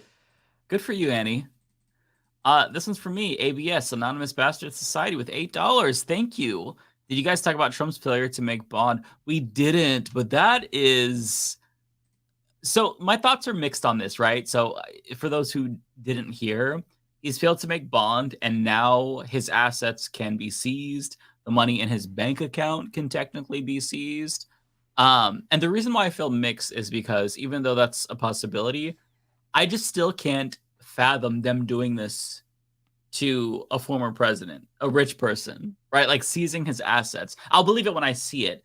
But if it were to happen, that would be it would be so fucking funny. He's gonna be so pissed off. I mean, he's already pissed off, right? Every squatter to Trump Tower immediately. Like I honestly, like, I really would love to see this happen. But I have to see it first, right? Because even though it's a possibility, I don't know. I just feel like he's untouchable. We'll see though. But I hope they seize everything. Hope they seize. Take the clothes off his fucking back. I hope they seize those assets. I hope they seize that ass. I hope take his tanner away from him. Just fucking seize everything. I want to see that. I want to see every homeless person housed inside Trump Tower and Trump living in a box outside. Yes. The only homeless person in America. I want Donald Trump. Yep. Absolutely. The Phantom 53able with $2. Thank you. Hey guys, would you consider New Jersey a swing state? No. In what world is it a swing state? You gotta be joking, right? Yeah, I would not. Tokyo Hans. Mike, you too. Make sure to interview Annie Fitzgerald, who is running for State House in Washington 38. Damn. Thank you, Tokyo. A lot of fans and advocates for Annie Fitzgerald. And guess what? Member chat for you. With a membership super chat. +1 for Annie Fitzgerald as a guest. Wow. You guys got to all, obviously, like the way you're doing this in the chat, like when her campaign is kicking in full gear, you got to all do this, bring this same energy to the phones too, because that's where the votes are going to come out. Like this is like let's face it, like I don't know how many people watch our show from Washington in her district. Probably some. And of course, Mike is in Washington, right? You're in Washington, Oregon. right? Oregon. Well, it's Oregon. right above you, so you probably got Neighbors. maybe you got more listeners. Yeah, but coming on these shows are great for building, a campaign a crew of campaign volunteers who will call people in your district when it comes time to do that. So please, if you do the work when it comes time, Annie will probably tell us all about where you can sign up and what she needs from you guys when she comes on the show. Mm-hmm. Narrator with $5. Thank you, narrator. I don't uphold the duopoly. I'm just beholden to it. A leftist. Yeah, I mean, I think that the problem is that it's baked into the system, and we've got to change the system. We all we're locked into this really shitty two-party system, and it's not fair. I think that I would never criticize a leftist for voting for the lesser of two evils, and I would never criticize them for voting against the lesser of two evils. I just think that you have to understand that people are going to base decisions on their options available, right? Like, nobody who supports, no leftist who's voting for Joe Biden supports him as a candidate. It's just an anti-Trump vote. But I respect them if they don't want to do that. It's a shitty situation. So that's my main take, narrator. I understand what you're saying, though. It's a shitty set of options that we have, but we need to change the system, and that's why I've been advocating for that for a very, very long time. Also, I gotta appreciate that we are narrators reverse pay pigs. Like, people, how people pay someone to denigrate them, like that's like a fetish. Mm-hmm. Narrator pays us to denigrate us. Like, he pays us for us to read the quotes he wants us to say to mock us. Like, that's what he wants us to say because that's what he thinks we're saying. It's pretty good. Yeah, I appreciate it. Yeah, I do like narrator. I think narrator does have good takes, but I try to keep the Michael Brooks mantra in my head, like, be ruthless to systems, but be kind to individuals. Like, people in swing states, they don't have a lot of options. I can do whatever I want. I'm in a blue state, right? So I could throw my vote to Claudia de la Cruz and not really have to think twice about it. But, in a swing state, totally different story because, we don't want Trump to win. So that means you got to vote for the person who has the best shot of beating Trump, which is Joe Biden. If you want to stop him, it just it sucks.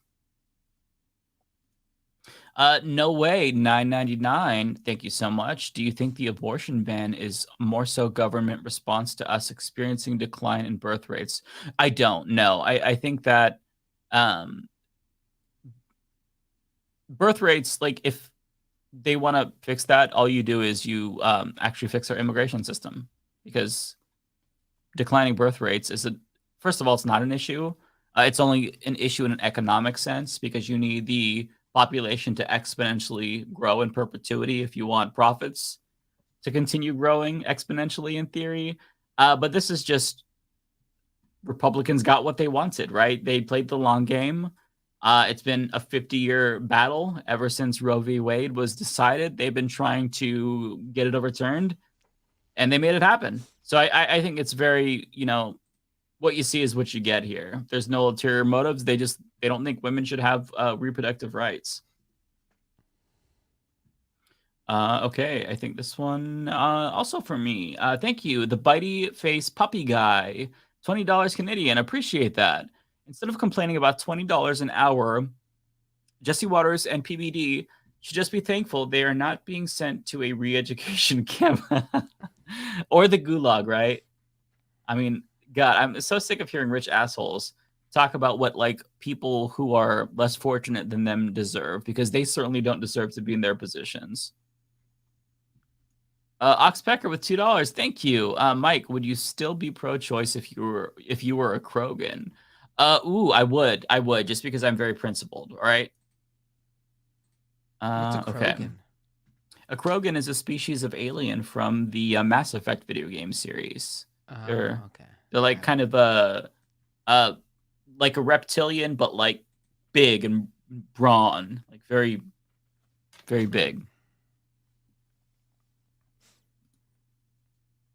I think Omega Shenron Dragon with a super chat.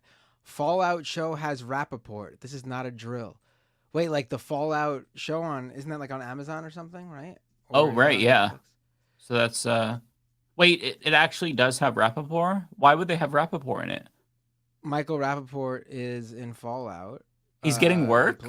What?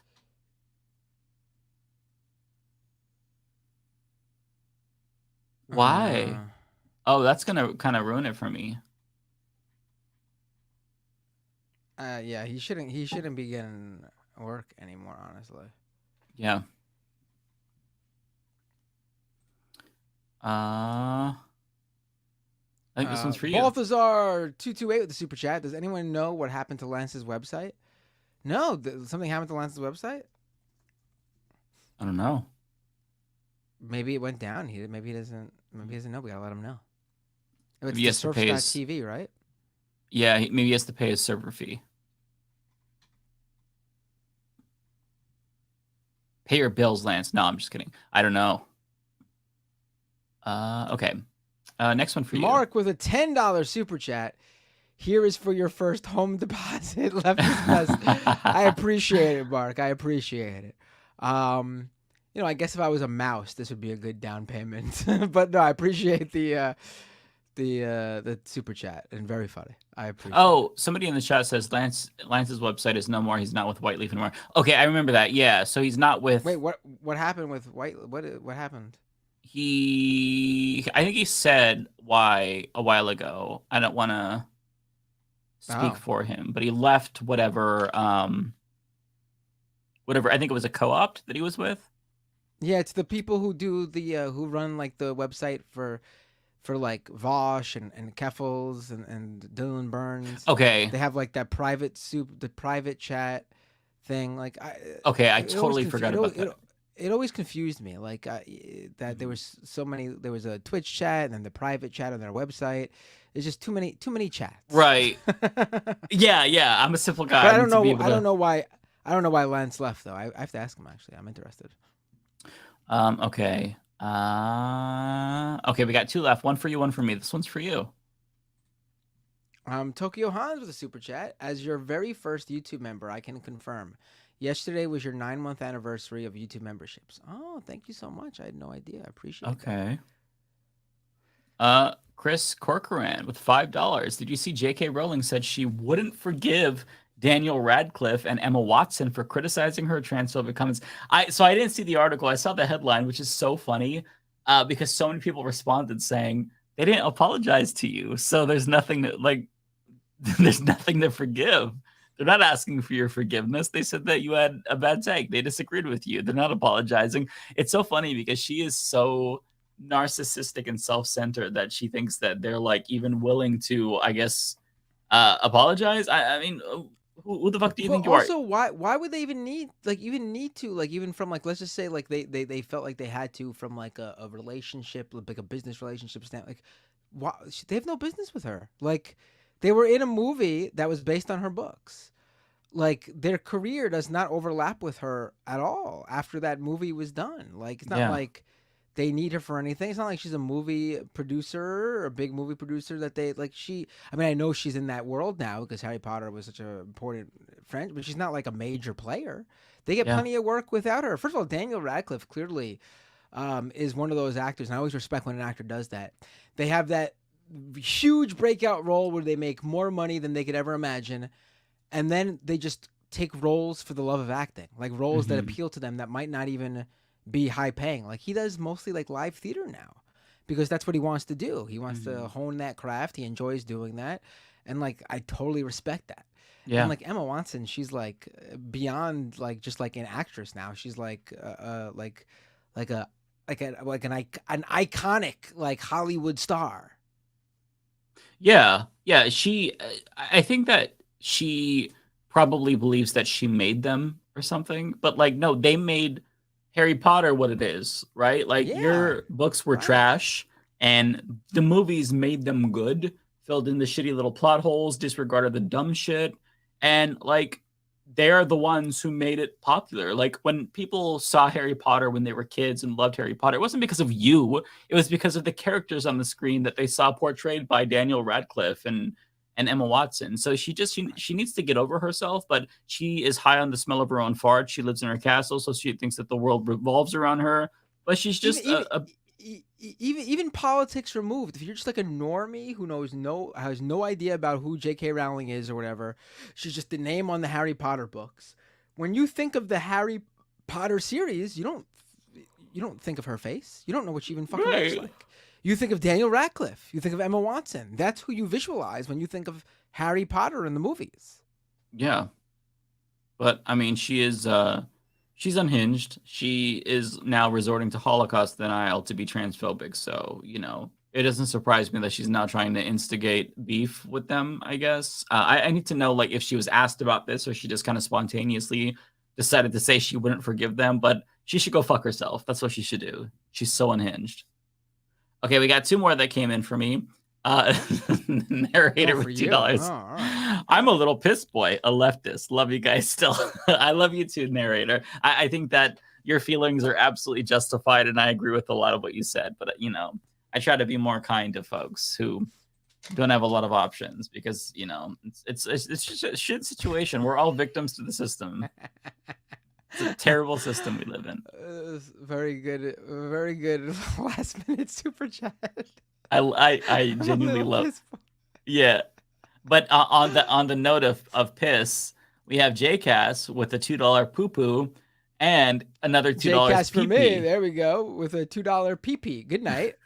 That's the show. Well, I got a few Twitch shout outs really quick. Hello, lovely scientist. Resubscribed for 1 month at tier 1. Subscriber for 7 months. Thank you so much. Hello, lovely scientist. Tacoma Blues gave out a community gift sub. Thank you so much, Tacoma Blues. And Robot Monkey Cat resubscribed for 1 month at tier 1. They've been a subscriber on Twitch for 29 months. Oh my God. Wow. Robot Monkey Cat says, anyone in Austin can find me at the Staple Independent Media Expo this weekend at the Pal Float table. Save this message for the cool cats who stay till the end of the super chats. Oh, interesting. Cool. I'll have to look that up. Pal Float table. Pal Float. I have no idea what that is, but I'll check it out. All right. Who are we raiding? All right, cool. Who should we raid? Right. I almost forgot. Who should we raid? Who's on right now? Yeah. We've got Cosmopolitics. We've got Riverboat Jack. We've got Actual Jake. We've got I see Humanist Report's on right now. Yeah, I was gonna say we have a small streamer, Hassan Abi. I've never heard of him, but a little bit obscure. Amy C3, Trihex is on. There's a lot of options. Chat, who do we want to send all of you on Twitch to? Yeah, you tell us. Oh, we got one more super chat, by the way. Is that for me? Or oh, actually, we got 2 more. I got one from Asa too. This is for me, B Buccaneer, with a $10 super chat. The motive behind the anti-abortion is racism, immigration, and the control of women's bodies. Dr. Horatio Storer and the American Medical Association in the mid-1850s created the anti-abortion movement. Yes. Oh, I didn't know that. Well, succinct and well put, right? Asa sent in a $2 super chat. What do you all think about The Wire? Is it propaganda? Ooh, that's a good question. I haven't seen it in a long time. I've never watched it, so yeah. Oh, it's really good. It's super entertaining. Yeah, but maybe it's for the best. I'm one of the few people in politics who've not probably seen it, so I'm divorced of having the Wire brain. Yeah, that's true. I watched it back when I was more of a normie. I was going through I was still in grad school. It was before like the Mike Brown protests, which was really big.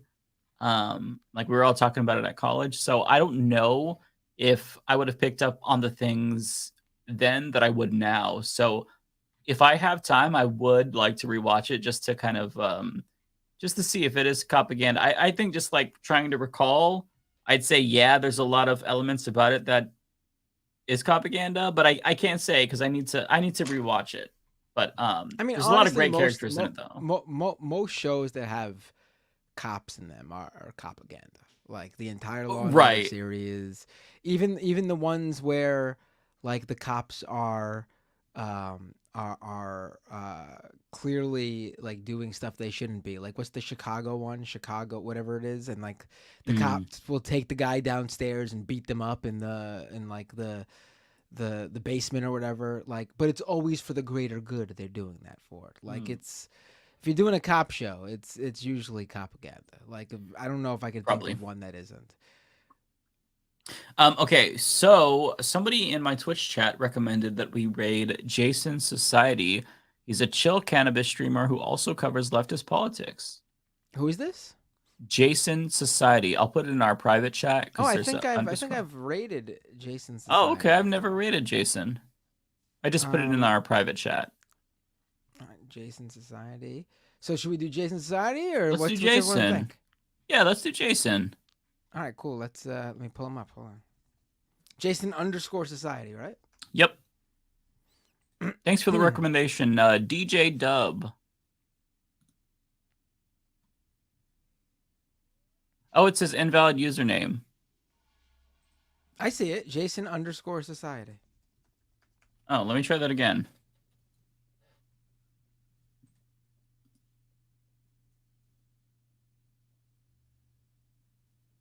Oh, okay, there we go. It worked again. Okay. Or it worked this time, I should say, not again. Yeah, I got it. I'm ready. All right, here we go. Let's oh wait, it's loading up. I forgot to start raid. Is yours loading up? I'm ready to go now. Hold on. I need a minute. Not even a minute. I need 5. Oh, real quick. Tokyo Hans. Oh, Police Academy propaganda. Yeah, thank you, Tokyo Hans. Yes.